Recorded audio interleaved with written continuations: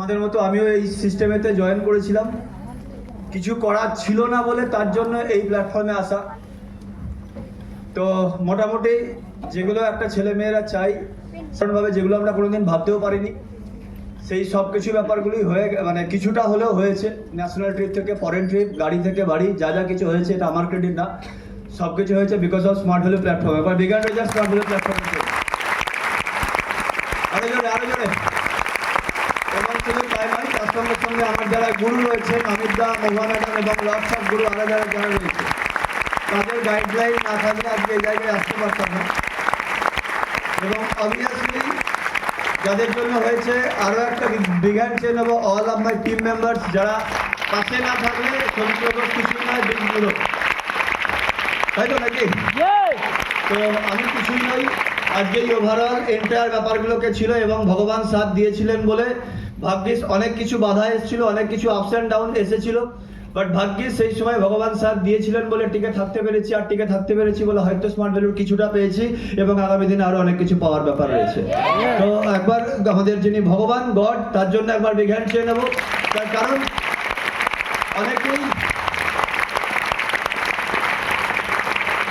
অনেকেই আছে বাইরেতে, বাট আমরা খুব লাকিয়ে না যে বাইরের একটা মানুষ সাধারণ থেকে অসাধারণ হওয়ার জন্য কথা ভাবতে যেখানে না পারে, সেখানে স্মার্ট ভ্যালুর একটা ছেলেমেয়েরা এখানে আসার পর তারা স্বপ্ন দেখতে শুরু করে। এবং শুধু স্বপ্ন দেখতে শুরু করে তাই নয়, তার সঙ্গে সঙ্গে স্বপ্ন পূরণ করবার মতো দমটাও তারা রাখে। তো আপস অ্যান্ড ডাউন সবাইকার কাছেই আসে, আমার সঙ্গে অনেক কিছু আপস অ্যান্ড ডাউন এসেছিল, সেসব নিয়ে আজকে ডিসকাশন করবো না। তো যে কারণের জন্য এই সিস্টেমটাতে টিকে গিয়েছিলাম সেটা কি ছিল সেই ব্যাপারটা নিয়ে আজকে ডিসকাশন করব। যে আমরা জানি এখানেতে আমাদের ইন্ডিয়াতে অনেক বিজনেসম্যান আছেন, ইয়েস অর নো? আমরা জানি তো যে ইন্ডিয়াতে অনেক বড় বড় বিজনেসম্যান আছেন, তারপরেও আমরা রতন টাটাকে একটা আলাদা চোখে দেখি, ইয়েস অর নো? হ্যাঁ কি না? যদি প্রথম কোনো বিজনেসম্যানের নাম ভেতর থেকে বেরিয়ে আসে সেটা হচ্ছে রতন টাটা, হ্যাঁ কি না? কেন, ওয়াই?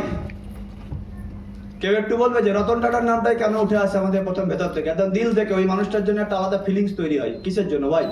Donate two society. হ্যাঁ বল। ডোনেট টু সোসাইটি, কারণ উনি সোসাইটির জন্য ডোনেট করেছেন। আচ্ছা, অনেক টাকা ডোনেট করেছেন, ঠিক আছে। আর একটু বল না, খুব ভালো লাগবে তাহলে। আর কেউ আছিস? ঠিক আছে, যাই হোক, অনেকে অনেক প্রথম এখান থেকে বলতে সবাইকারই অসুবিধা হয়, আমাদেরও অসুবিধা হয়েছে। যেটা মেনলি রতন টাটার যেটা মধ্যে স্পেশালিটি ছিল সেটা হচ্ছে শুধু টাকা ইনকাম না, সোসাইটির জন্য কিছু করা, দেশের জন্য কিছু করা, এবং তার একটা মিশন ছিল, অবজেক্টিভ ছিল।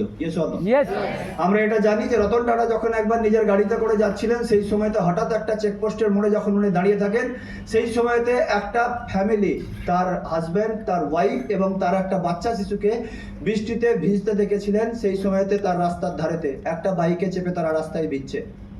তো সেরকম একটা পরিস্থিতি দেখার পরে তার চোখে জল আসে এবং তিনি একটা জিনিসকে রিয়েলাইজ করেন যে আজকে একটা নিম্ন মধ্যবিত্ত ঘরের পরিবারের পক্ষে হয়তো একটা বাইক কেনার পয়সাটা রয়েছে, বাট আজকে তাদের কাছে একটা 4 চাকা নেই। আর 4 চাকা না থাকার জন্য একটা মানে পরিবারকে পুরো এই রাস্তার মাঝখানেতে ভিজতে হচ্ছে। তাহলে আমাকে এমন কিছু অবজেক্টিভ নিয়ে আসতে হবে যাতে একটা বাইকের দামেতে লোকে আজকে 4 চাকা চাপতে পারে এবং তারাও যাতে এই বৃষ্টিতে তারাও যেন ছাতার মতো জায়গা করতে পারে, তারাও যেন এই প্রবলেমটা থেকে বেরিয়ে আসতে পারে। আর সেইটারই অবজেক্টিভ নিয়ে উনি কাজ শুরু করেছিলেন ন্যানো কারখানায়। আমরা দেখতে পাই কি পাই না? তো এই যে ব্যাপার, যে কোম্পানির যে মালিক, যে রতন টাটা, যিনি আজকে ল্যান্ড রোভার, জাগুয়ারের মতো বড় বড় কোম্পানিকে কিনে নিয়েছিলেন, কি দরকার ছিল তার 2 লক্ষ টাকা দিয়ে, 1.5 লক্ষ টাকা দিয়ে গাড়ি বানানোর জায়গা করা? আজকে যে কোনো মানুষ ল্যান্ড রোভার বা জাগুয়ার গাড়ি কিনতে গেলে নিজেকে প্রাউড ফিল করে যে আমি একটা ব্র্যান্ডের গাড়িতে রয়েছি, ইয়েস অর নো? তো সেরকম বড় বড় 2খানা কোম্পানিকে কেনার পরে তো কি দরকার ছিল না যেরকম 1 লাখ, 1.5 লাখ টাকা, 1.5 লাখ, 2 লাখ টাকাতে ন্যানো কারখানা, মানে ন্যানো গাড়িকে নিয়ে আসা। অবজেক্টিভ ছিল একটাই, শুধু টাকা ইনকাম না, সোসাইটির জন্য কিছু করে যাওয়া, যেন প্রত্যেকটা মানুষ যেন গাড়ি চাপতে পারে। একবার বিগ হ্যান্ড চেয়ে নেবো ওই গ্রেট পার্সোনালিটির জন্য।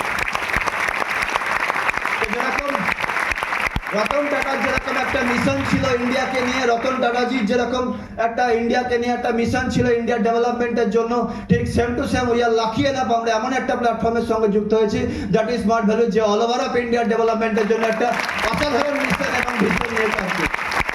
তো আজকে সেই ব্যাপারগুলোকে নিয়ে ডিসকাশন করতে চাইবো যে আমাদের অর্গানাইজেশন, যে অর্গানাইজেশনেতে আমরা রয়েছি স্মার্ট ভ্যালু ইন্ডাস্ট্রি, সে তার মিশন এবং ভিশন কি রয়েছে।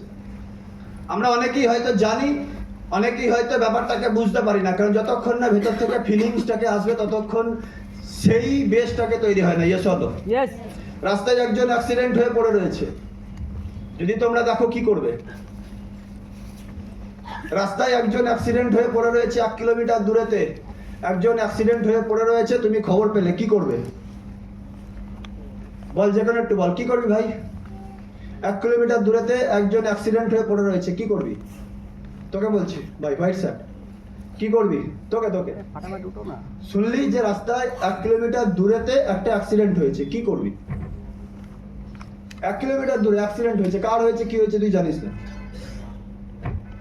অ্যাম্বুলেন্সটাকে নিয়ে আসবি, ঠিক আছে, তোরা হলে কি করবি? জেনারেলি আমরা কি করব? বল, মেয়েরা বল, কি করবি? শুনলি যে এই ধর ট্রেনিং আসছিলি, আস্তে আস্তে দেখেছিস বেশ কিছুটা দূরে শুনলি একটা অ্যাক্সিডেন্ট হয়েছে, তোরা কি করবি? অ্যাক্সিডেন্টের ওখানে যাবি না ট্রেনিং এ আসবি? ট্রেনিং এ চলে আসবি, ইয়েস অর নো? এবার ভেবে দেখ, ওই শুনলি যে ওই অ্যাক্সিডেন্টটা হয়েছে, যেটা সেটা হচ্ছে তোর বাবার, বা ওই অ্যাক্সিডেন্টটা হচ্ছে তোর মায়ের, পারবি ট্রেনিং এ আসতে? পারবি ওটাকে অ্যাভয়েড করে চলে আসতে? এটা হচ্ছে feelings. Yes or no? Smart value আমরা করি, স্মার্ট ভ্যালুতে আমরা এসেছি, বাট যেদিন এই ফিলিংসটা তৈরি হবে সেদিনকে আমরা স্মার্ট ভ্যালুতে ইতিহাস বানাতে পারবো। Yes. পারবো এটাকে করতে? Yes. তো আর দেরি না করে একটু জেনে নেবো যে আমাদের স্মার্ট ভ্যালুর মিশন এবং ভিশন কি কি নিয়ে কাজ করছে। প্রথম যেটাকে, যে জিনিসটার জন্য আমি টিকে গিয়েছিলাম এই প্ল্যাটফর্মটাতে, যে সেটা হচ্ছে মিশন কি রয়েছে। প্রথম মিশন যেটাকে রয়েছে, to make every citizen to become IT citizen. প্রত্যেকটা মানুষকে আইটি শিক্ষায় শিক্ষিত করতে হবে, প্রত্যেকটা মানুষকে কম্পিউটার শিক্ষায় শিক্ষিত করতে হবে। অনেকে বলে যে স্মার্ট ভ্যালু কি করছে, স্মার্ট ভ্যালু কিভাবে, আদৌ এটা থাকবে কি থাকবে না। আজকে যে কথাটাকে প্রত্যেকটা মানুষকে কম্পিউটার শিক্ষায় শিক্ষিত করতে হবে, যে অবজেক্টিভটাকে নিয়ে স্মার্ট ভ্যালু 2000 সাল থেকে বলছে, 2014তে প্রধানমন্ত্রী মানে নরেন্দ্র মোদী প্রধানমন্ত্রী হওয়ার পর সেদিন থেকে বলতে শুরু করলেন যে ইন্ডিয়াকে ডিজিটাল ইন্ডিয়া বানাতে হবে। Yes or no? যেটা স্মার্ট ভ্যালু, যেটা 20 বছর আগে ভেবেছে গোটা ইন্ডিয়া, সেটা 20 বছর পরে ভাবছে। তো বিগ হ্যান্ড হবে তো একটা স্মার্ট ভ্যালুর জন্য। This is the power of smart value platform. যেটা দুনিয়া পরে ভাবছে সেটা স্মার্ট ভ্যালু 20 বছর আগে থেকে ভাবার ক্ষমতা রাখে। তো কি বলছে? প্রত্যেকটা মানুষকে কম্পিউটার শিক্ষায় শিক্ষিত করতে হবে এবং প্রত্যেকটা মানুষকে টেকনিক্যাল পড়াশোনা বা টেকনিক্যাল এডুকেশন তাদেরকে নিতে হবে। কেন? কারণ যে যে কাজগুলোকে আজকে সাধারণ মানুষ সেই সময়তে মানে মানুষের সাধারণভাবে করতো, এখন প্রত্যেকটা কাজ এখন মানুষ নিজে মানে কি বলবো ইলেকট্রনিক্স ডিভাইসের মাধ্যম দিয়ে করছে। যেমন হচ্ছে যে আমাদের বেশ কিছু mobile recharge, electricity, DTH, LIC premium দেওয়া, গ্যাস সিলিন্ডার বুক করা, train ticket, flight ticket, food order, banking, এই যে বিভিন্ন যে জায়গাগুলোকে রয়েছে, যদি এই ছোট ছোট কাজগুলোর জন্য এখনো ইভেন এমন অনেক জায়গা রয়েছে যেখানেতে টাকা পাঠাতে গেলে দেখা যাচ্ছে যে 1010 টাকা করে টাকা মানে চার্জ করে, এরকম আছে কিনা? কোথায় কোথায় আছে বলতে একটু, কারণ এগুলো ড্রাফট তুলতে গিয়ে অনেক সময় ছেলেদেরকে ফেস করতে হয়, যে হয়তো টাকা পাঠিয়ে দেবো কিন্তু 1000 টাকায় আমাকে 10 টাকা আমাদেরকে এক্সট্রা চার্জ দিতে হবে। ইয়ে স্বর্ণ কেন এই ব্যাপারগুলো হচ্ছে? তার মানে হচ্ছে যে সেই যে এলাকাটা এখনো অনেক অনুন্নত রয়েছে। ইয়ে স্বর্ণ যেখানে একটা ক্লিকে লাখ লাখ টাকা, কোটি কোটি টাকার ট্রানজাকশন করা যায়, সেখানে তারপরে তো মানুষ এখনো পিছিয়ে আছে। কিসের জন্য? তার কারণটা হচ্ছে একটাই, সেটা হচ্ছে যে মানুষের কাছে নলেজ নেই, এক্সপিরিয়েন্স নেই। এখনো পর্যন্ত অনেক মানুষ ভাবে যে মোবাইলেতে যদি আমি টাকা রাখি, মোবাইল দিয়ে যদি আমি টাকা ট্রান্সফার করতে যাই, মোবাইলে টাকা রাখলে বোধহয় টাকা লুটে নেবে, টাকা চুরি হয়ে যেতে পারে। কিন্তু এটা বোঝে না যে আমি যদি মোবাইলেতে আমার যদি 1 কোটি টাকাও থাকে, মোবাইল হারিয়ে যেতে পারে, বাট একটা টাকাও সেখান থেকে অ্যাকাউন্ট থেকে বেরোবে না। ইয়ে সলো। বাট আমি যদি 1 লাখ টাকা নিয়ে যদি আমি রাস্তাতে যদি বেরোই, বাই চান্স যদি পকেট মার হয়ে যায়, 1 লাখ টাকার পুরোটা চলে যাবে, কারণ টাকা যার কাছে থাকে সেটা তার হয়ে যায়। কিন্তু অ্যাকাউন্টের টাকা যার কাছে থাকে তার হয় না, যার তারই হয়। Yes or no? আমার এটিএমটা যদি আমি কাউকে দিয়েও দিই, তাকে যদি পিনকোড না বলি, পাসওয়ার্ড না বলি, তার ক্ষমতা নেই সেই এটিএম থেকে 1 টাকাও বার করতে পারে। Yes or no? কিন্তু আমি যদি কারোর হাতে যদি 1000 টাকা দিয়ে দিই, সেই 1000 টাকাটা সে আরামসে খরচা করে দেবে। দেবে কি দেবে না? This is the power of security and safety, যেটা টেকনোলজিতে রয়েছে, যেটা নর্মাল ভাবেতে নেই। কিন্তু তো সেই কারণের জন্য এই যে শিক্ষার ব্যাপারটাকে নিয়ে এসেছিল, যে যদি আমরা প্রত্যেকটা মানুষ, অনেকে আছে দেখবে বাইরে কাজ করে, বাইরে কাজ করার পর টাকা যখন পাঠায়, অন্যের বাড়িতে টাকা পাঠাতে হয়। এরকম হয় কি হয় না? কোথায় কোথায় হয়? এই জিনিসটা একটু হাত তুলবে, যে বাইরে হয়তো কাজ করতে গেছে, টাকা পাঠাচ্ছে কোথায়? অন্যজনের বাড়িতে টাকা পাঠাচ্ছে।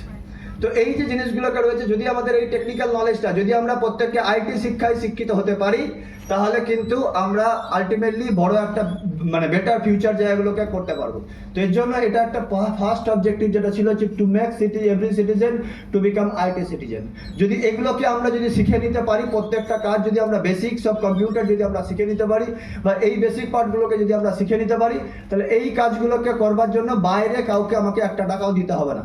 আর কমার্সের ভাষায় একটা কথা আছে যে savings is a part of income. মানে ধরো এখান থেকে ধরো তোমরা স্টেশন থেকে এখানে কারা কারা হেঁটে এসেছিস একটু হাত তুলবি তো। অনেকেই আছিস যারা হেঁটে হেঁটে এসেছিস। আচ্ছা, স্টেশন থেকে এখানে আসতে কত টাকা লাগে? যদি অটোতে বা টোটোতে আসি 10 টাকা লাগবে। তাহলে যারা টোটোতে এসছে বা অটোতে এসছে তারা 10 টাকা খরচা করে এসছে। আর যারা ওই রাস্তাটা যারা হেঁটে এসছে তারা ওই 10 টাকাটাকে জমালো তো। ওই যে 10 টাকাটা জমালো মানে ওই 10 টাকাটা তার ইনকাম হলো তো। ইয়ে শোন, এটা আমার কথা নয়, এটা হচ্ছে কমার্সের ভাষা আছে। ম্যাডাম এসে গেছেন যেহেতু ম্যাডামের জন্য বিজ্ঞান হয়ে যাবে। আরো যারা স্ট্যান্ডিং ওয়েলকাম হয়ে যাবে, ম্যাডামের জন্য একটা বিজ্ঞান পেয়ে যাবে।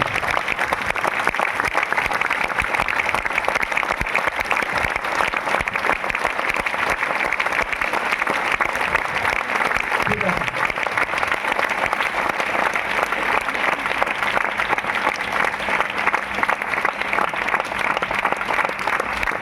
ঠিক আছে, বুঝতে পারছো?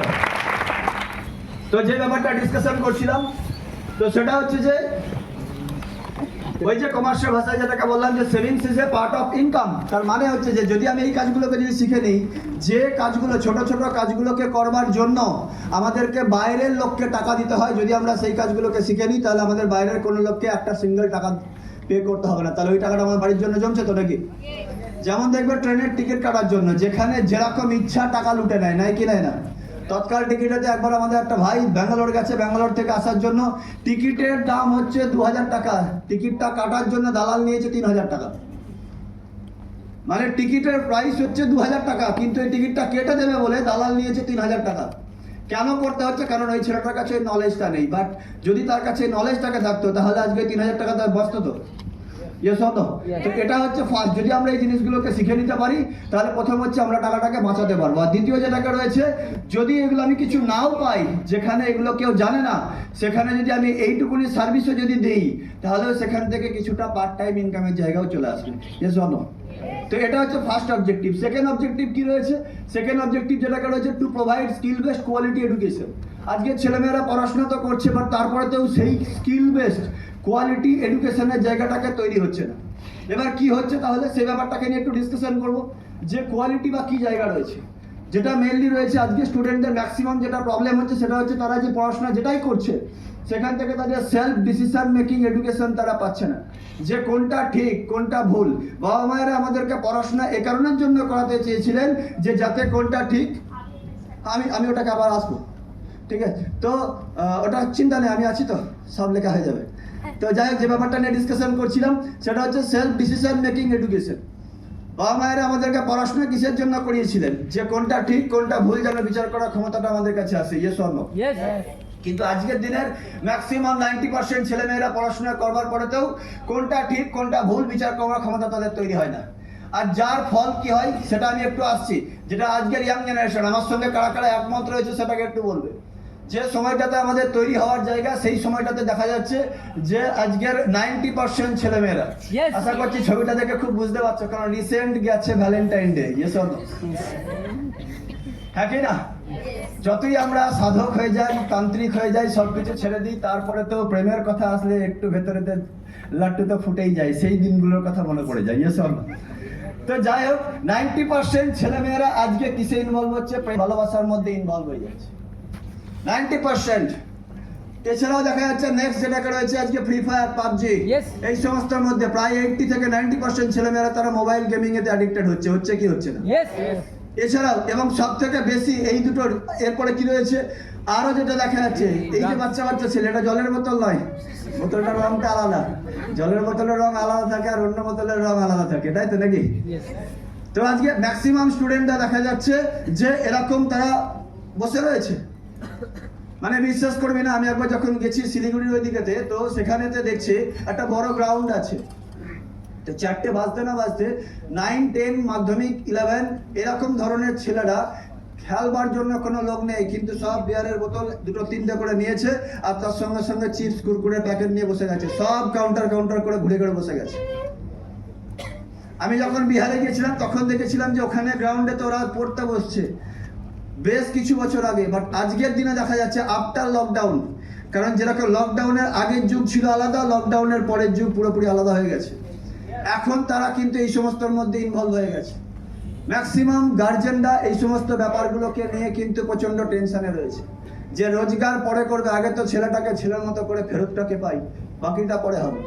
এছাড়াও যেটাকে রয়েছে সেটা হচ্ছে যে বাচ্চা বাচ্চা ছেলে, বললে বিশ্বাস করবি না, সেদিনকে যখন একটা দোকানে যখন গেছি, একটা স্কুলের সামনে দোকানেতে, ছেলেটা খুব বেশি হলে 8 থেকে 9-এ পড়ে, স্মার্টলি গিয়ে বলছে কাকা, মানে দোকানদারকে বলছে কাকা একটা গোল্ড ফ্লেক্স দেবেন তো। চিন্তা কর, ক্লাস 8-এ বা 9-এ পড়া ছেলে, সে ডাইরেক্ট তার সেগুলোতে কোনো রকম কিছু বাজছেই না। তো আজকে এই সমস্ত কিছুর মধ্যে তারা ইনভলভ হয়ে যাচ্ছে, এবং প্রায় 95 থেকে 100% লোক যারা আজকে মোবাইলেতে অ্যাডিক্টেড হয়ে গেছে। Yes or no? ইয়েস। এই যে প্রবলেমগুলোকে, যেহেতু সেলফ ডিসিশন নেওয়ার ক্ষমতাটাকে তৈরি হচ্ছে না, যেহেতু সেলফ ডিসিশন নেওয়ার ক্ষমতাটাকে তৈরি হচ্ছে না, তার ফলস্বরূপ কি হচ্ছে, ছেলেমেয়েরা এই সমস্ত ট্র্যাপে পড়ে যাচ্ছে। আর এই যে জিনিসগুলোকে যেটাকে রয়েছে, এটা লকডাউনের আগে এতটা মানুষ এর উপরেতে অ্যাডিক্টেড ছিল না, বাট লকডাউনের পরেতে কিন্তু আরো বেশি করে মানুষ অ্যাডিক্টেড হয়েছে। Yes or no? আমরা দেখতে পাচ্ছি কি পাচ্ছি না? এবার এই যে জিনিসগুলোর সঙ্গে তারা ইনভলভ হচ্ছে, তার ফল কি হচ্ছে? তার ফল হচ্ছে মানুষের মধ্যে স্ট্রেস বাড়ছে, অ্যাংজাইটি বাড়ছে, ডিপ্রেশন বাড়ছে। বাচ্চা বাচ্চা ছেলেরা 9-10 মাধ্যমিকে পড়া ছেলেরা আজকে ডিপ্রেশনের শিকার। একটু ছোট ছোট ব্যাপারেতে তারা আজকে মানে বড় বড় ডিসিশন নিয়ে ফেলছে। এমন আমরা দেখতে পাচ্ছি যে তার মা তাকে মোবাইলে রিচার্জ করে দেয়নি বলে একটা ছেলে তাকে মাকে খুন করে দিয়েছে। আমরা জানি তো প্রত্যেককে, এই সমস্ত খবরগুলো আমরা নিউজে হয়তো দেখেছি। তাহলে কতটা তারা মানে কি বলবো, মানে মানে কি বলা যায় এটাকে, যে তারা কতটা তারা ফেরোসাস হয়ে যাচ্ছে। তো এই যে ব্যাপারগুলোকে তৈরি হচ্ছে, ছেলেমেয়েরা কতটা মানে ভায়োলেন্ট হয়ে যাচ্ছে, তো এই ব্যাপারগুলোকে তারা শিকার হচ্ছে। এবার শুধুমাত্র এর জন্য দায়ী শুধু মোবাইল না, আমরা এখানে অনেক বাচ্চা বাচ্চা ছেলেরা আছে, এই যে মাধ্যমিক পরীক্ষা হচ্ছে, সামান্য একটা মাধ্যমিক পরীক্ষায় যদি পাস করতে না পারে, বাবা মা যদি কিছু একটা বলে দেয়, সঙ্গে সঙ্গে ছেলে মেয়ে বলছে আমি ঝুলে যাবো, নাহলে ট্রেন থেকে লাফ মেরে দেবো। আগেরকার বাবা মায়েদের 10টা 15টা 20টা করে বাচ্চা ছিল, যেটা দাদুদের সময় আমরা দেখেছি, জানি কি জানি না। সেই সময়তে অতগুলো বাচ্চা তারা মানুষ করেছিল কিসের জন্য? কারণ ওই 10টা হোক বা 20টা হোক, সব কটা বাবা মাকে ভয় পেত। আর এখন একটা করে তৈরি হচ্ছে, ওই একটাকে দেখে বাবা মা তো দূর কি বাত, গোটা গোষ্ঠীকে ভয় পাইয়ে রেখে দিয়েছে। Yes or no? কেন হচ্ছে এই ব্যাপারগুলোকে? তার কারণটা হচ্ছে যে যুগ চেঞ্জ হচ্ছে। এই যে যুগটাকে চেঞ্জ হচ্ছে, এই যে প্রবলেমের জায়গাগুলোকে তৈরি হচ্ছে, তার ফল কি হচ্ছে? এই জিনিসগুলোকে বারবার জন্য ফল কি তৈরি হচ্ছে? প্যান্ডামিক সিচুয়েশনেতে যদি আমরা দেখি, সব থেকে বেশি সুইসাইডের হার যেটাকে ছিল সেটা হচ্ছে স্টুডেন্টের। এবং এটা আমার কথা নয়, নিউজ রিপোর্ট বলছে যে 28 student on average committed suicide daily. 28 জন করে স্টুডেন্ট পার ডে সুইসাইড করছে। যে স্টুডেন্টের ওপরে তো না কোনো প্রেশার আছে, না কোনো চাপ আছে, লাইফের কোনো প্রেশার তারা দেখেই নেই, যে সময়টা তাদের তৈরি হওয়ার সময়, সেই সময়টাতে তারা জীবনটাকে শেষ করে দিচ্ছে। কেন হচ্ছে এই জিনিসগুলোকে? তার কারণ হচ্ছে যে ওই যে বললাম, তাদের সেলফ ডিসিশন নেওয়ার ক্ষমতা তৈরি হচ্ছে না, কোনটা ঠিক কোনটা ভুল বিচার করবার ক্ষমতা তৈরি হচ্ছে না, কোন সময়ে কোনটাকে করা দরকার রয়েছে সেগুলোকে বোঝার ক্ষমতা তৈরি হচ্ছে না, যার ফলে এই প্রবলেমগুলোকে ফেস করতে হচ্ছে। Yes or no? হ্যাঁ কি না? ব্যাপারটা বলা যাচ্ছে কি যাচ্ছে না? যেমন একটা যদি সিম্পল ব্যাপার যদি দেখা যায়, ম্যাক্সিমাম সুইসাইডের কারণ হিসেবে অনেক সময় অনেকে বলে যে প্রেম ভালোবাসা একটা ব্যাপার রয়েছে। Yes or no? এবার দেখা যাচ্ছে বাবা মায়ের হয়তো কোনো একটা ছেলে মেয়ে প্রেম করছে, বন্ধু বান্ধবরা উস্কে দিচ্ছে যে না নিয়ে পালিয়ে যা, এই বিয়ে করে না, ওই তাই করে নে। পয়সা রোজগার করবার জন্য কোনো বন্ধু উস্কাচ্ছে না, কিন্তু ওইসব করবার জন্য আমাদেরকে উস্কে দিচ্ছে। এবার সেই ভয়েতে বাবা মা আরো তাড়াতাড়ি ছেলে মেয়েকে বিয়ে দেওয়ার জন্য উড়ি লেগে যাচ্ছে, যে যাকে পায় তাকে দিয়ে বিদায় করে দিস। এবার এই যে একটা সার্কেল চলছে, দুজনকে ভয়েতে, ছেলে মেয়েরা বাবা মায়ের ভয়েতে পালাচ্ছে, আর বাবা মায়েরা ছেলে মেয়ের ভয়েতে আগে আগে বিয়ে দিয়ে দিচ্ছে। এবার এই করতে গিয়ে এই টানাপোড়েনেতে মরছে কারা? পুরো একটা ফ্যামিলি শেষ হয়ে যাচ্ছে। কারণ বাবা মাও যদি একটু ধৈর্য রাখতো, যে আরে বাবা আগে প্রতিষ্ঠিত হ, তারপরে যা করবি কর। কারণ এখনকার প্রেম ভালোবাসা হচ্ছে চায়না প্রোডাক্টের মতো। আজ আছে, এবছর ভ্যালেন্টাইন ডে যার সঙ্গে কাটিয়েছে, পরের বছর ভ্যালেন্টাইন ডে তার সঙ্গে কাটাবে, তার কোনো গ্যারেন্টি নেই। ইয়ে সব তাহলে তার জন্য এত ফালতু করার কি দরকার রয়েছে? সিম্পল একটা ব্যাপার, প্রতিষ্ঠিত হও, পয়সা ইনকাম করো, আগে স্টাবলিশড হও, তারপরে যা ইচ্ছা তাই করো। আমরা পারবো এটাকে? রেডি আমরা প্রত্যেককে? তো এই ডিসিশনটাকে নেওয়ার জন্য আমাদের কাছে কোনো জায়গায় নেই। ফালতু আজে বাজে দিকে কেন এই জিনিসগুলোকে আমরা করছি? কারণ কোনো কাজ নেই, তাহলে কি করবে? পরীক্ষার সময় তখন কি গার্লফ্রেন্ডের কথা মনে পড়ে যখন 3 ঘন্টা পরীক্ষা দিই? বল, এখানে তো যারা যারা রয়েছে আমরা যখন 3 ঘন্টা পরীক্ষা দিই তখন গার্লফ্রেন্ড বয়ফ্রেন্ড ও বন্ধু বান্ধব আত্মীয় স্বজন কারোর কথা মনে পড়ে? নো। কেন পড়ে না? কারণ আমার একটা লক্ষ্য আছে, 3 ঘন্টার মধ্যে আমাকে পুরোটা শেষ করতে হবে। ইয়ে শোনো, ঠিক সেম টু সেম যার লাইফের লক্ষ্য আছে তার এই সমস্ত ফালতু জিনিসের তার ট্র্যাক যাবে না। আর যার লাইফে লক্ষ্য নেই সেই এই ট্র্যাপগুলোতে পড়ে যাবে। আর যে ট্র্যাপ থেকে পড়ে লাস্ট যেটাকে দেখতে পাচ্ছি, একটা সময় একটা গেম বেরিয়েছিল যে যার লাস্ট পরিণতি হচ্ছে ব্লু হোয়েল, Yes. যার লাস্ট পরিণতি হচ্ছে মৃত্যু। আজকের দিনে স্টুডেন্টদের সঙ্গেও কিন্তু এই ব্লু হোয়েল চলছে মোবাইলের মাধ্যম দিয়ে। ইয়ে স্বপ্ন। এবার এই যে জায়গাটাকে রয়েছে, এখান থেকে যদি আমাদেরকে বাঁচতে হয়, শুধুমাত্র এই কারণের জন্য স্টুডেন্টরা করছে তা নয়, তার সঙ্গে সঙ্গে আরো একটা কারণ আছে, যেটা হচ্ছে আমাদের জেনারেল এডুকেশন। একটা মধ্যবিত্ত ঘরের ছেলেমেয়েরা জেনারেল এডুকেশন নেওয়ার পরেতে কার ওপর তাকিয়ে বসে আছে? সরকার আর সরকারি চাকরির ওপরেতে। যেখান থেকে আমি কথা বলছি না, এটা রিপোর্ট বলছে যে ডোম পদে আবেদন করছে। মালদা মেডিকেল কলেজে যখন ডোমের জন্য যখন জায়গা হয়েছিল, অস্থায়ী পদে নেওয়ার জন্য ডোম পদে আবেদন করেছে কারা? PhD, MPhil, MA, MSc. ডোম পদেতে তারা অ্যাপ্লাই করছে, বলছে চাকরি চেয়ে লাঠির বাড়ি। রাজ্যে গ্রুপ ডির চাকরির জন্য 6,000 পদের জন্য আবেদন করছে 25 লক্ষ। উত্তরপ্রদেশে বেকারের একই প্রবলেম, চাপরাশি পদে চাকরির পদ 368, আবেদন 23 লক্ষ। যেখানে ন্যূনতম যোগ্যতা ছিল 5 পাস, সেখানে 23 লক্ষ ছেলেমেয়েরা অ্যাপ্লাই করেছে। এই হচ্ছে যে গভর্নমেন্ট সেক্টরের জায়গা। এবং শুধু তাই নয়, আরো পরের যদি খবরটা দেখি আরো ভয়ঙ্কর। আমরা জানি প্রত্যেককে, কি বলছেন ইনি কে? নির্মলা সীতারামন, আমরা জানি তো কি বলছেন, যে সরকারি চাকরি তুলে দিচ্ছে সরকার। আমরা দেখতে পাচ্ছি ম্যাক্সিমাম সরকারি চাকরিগুলোকে আস্তে আস্তে করে কোথায় চলে যাচ্ছে? প্রাইভেট সেক্টরের হাতে। ইয়ে স্বর্ণ, আগে তো ইয়ে কার হাতে ছিল? ইলেকট্রিসিটি কার হাতে ছিল? সরকারের হাতে না প্রাইভেটের হাতে? সরকার। এখন সেটা কার হাতে চলে গেছে? প্রাইভেট। প্রাইভেটের হাতে চলে গেছে। ইয়ে স্বর্ণ, সব থেকে বড় ইন্ডাস্ট্রি ইন্ডিয়ার, যেটা সরকারের সব থেকে বড় আছে রেল, সেটাও অলরেডি অর্ধেকটা চলে গেছে, বাকি অর্ধেকটা যাওয়ার জন্য রেডি। ইয়ে স্বর্ণ, তাহলে সবই আস্তে আস্তে চলে যাচ্ছে। তো সেরকম একটা জায়গাতে আমরা নিম্ন মধ্যবিত্ত ঘরের ছেলেমেয়েরা আশায় বসে আছি কি কবে একটা সরকারি চাকরি পাবো। আর সরকারও সেইটার সুযোগ নিয়ে কি করছে? পুরো গেম খেলছে। পুরো টিচার রাখবো না, ওই টাকাতে প্যারা টিচার রাখবো, 3 ভাগের 1 ভাগ মাইনে, কিন্তু ফুল টাইম তাকে দিয়ে কাজ করাবো। ইয়ে স্বর্ণ, পুরো পুলিশ রাখবো না, 3 ভাগের 1 ভাগ টাকা দিয়ে রাখবো সিভিক পুলিশ, 3 ভাগের 1 ভাগ মাইনে, কিন্তু ডিউটির বেলায় ফুল টাইম। ইয়ে স্বর্ণ, প্রত্যেকটা জায়গাতে সিভিক আর প্যারা, সিভিক আর প্যারা, ফুল কিছু নেই। ইয়ে স্বর্ণ। তো এই হচ্ছে জায়গা যেখানেতে নর্মাল ছেলেমেয়েরা আজকে তাদেরকে কিছু করার নেই বলে তারা কিন্তু এই জায়গাতে আটকে রয়েছে। এবং সব থেকে বড় ব্যাপার হচ্ছে আজকে যেরকম আমাদের দেশেতে আনএমপ্লয়মেন্ট যেরকম একটা প্রবলেম, মানে চাকরি নেই এটা যেরকম একটা প্রবলেম, তার থেকেও বড় প্রবলেম হচ্ছে আন্ডার এমপ্লয়মেন্ট। মানে যার যেটাকে যোগ্যতা তার থেকে তাকে অনেক কম রোজগার, কম মাইনেতে তাকে সন্তুষ্ট হয়ে কাজ করতে হচ্ছে, তাতে তার ভালো লাগুক আর না লাগুক। ইয়ে স্বর্ণ। ইয়েস। তো এরকম একটা সিচুয়েশন আজকের দিনে তো রয়েছে। এবার কি বলছে যে চাকরি তো আমরা চাইছি, সবাই চাইছে চাকরি পেতে। একটা প্রশ্ন আসছে, কি বলছি যে চাকরি চাই, যোগ্যতা আছে। চাকরি পেতে গেলে যেটা সব থেকে বেশি করে দরকার সেটা হচ্ছে যোগ্যতা। কারণ এখানে তোমাদের আমি যে কোনো একজনকে আমি একটু জিজ্ঞেস করবো, চাষবাস আছে সেরকম কেউ আছে এখানে, যাদের বাড়িতে চাষবাস টাষবাস কিছু আছে? আচ্ছা ঠিক আছে, তোদের বাড়িতে চাষবাস আছে তো? একটু উঠে দাঁড়া। কি কি চাষ হয়? ধান চাষ, গম চাষ, মোটামুটি অনেক কিছু চাষ হয়, ধান আলু এইসব তো হয় তো, হ্যাঁ কি না? আমি চাষবাস জানি না, কিন্তু মোটামুটি একটু আধটু পড়াশোনা করেছি, বুঝলি তো? নাম সই করতে পারি বা ভালো মোটামুটি টুকটাক পড়াশোনা করেছি, দেখে শুনে বুঝতে পারছিস, মোটামুটি পড়াশোনা করেছি। ঠিক আছে, ইংলিশ অনার্স নিয়ে ভর্তি হয়েছিলাম, পড়াশোনা চালিয়েছি কিছুটা। ক্লিয়ার? তো এবার তুই বল, আমি মাঠের কাজ জানি না, আমাকে চাকরিতে নিবি, কাজে নিবি? বলিস কি রে, কেন নিবি না? আমার কাছে তো ডিগ্রি আছে, পড়াশোনা মোটামুটি ভালো। কত টাকা দিবি তুই আমাকে একদিন কাজ করলে?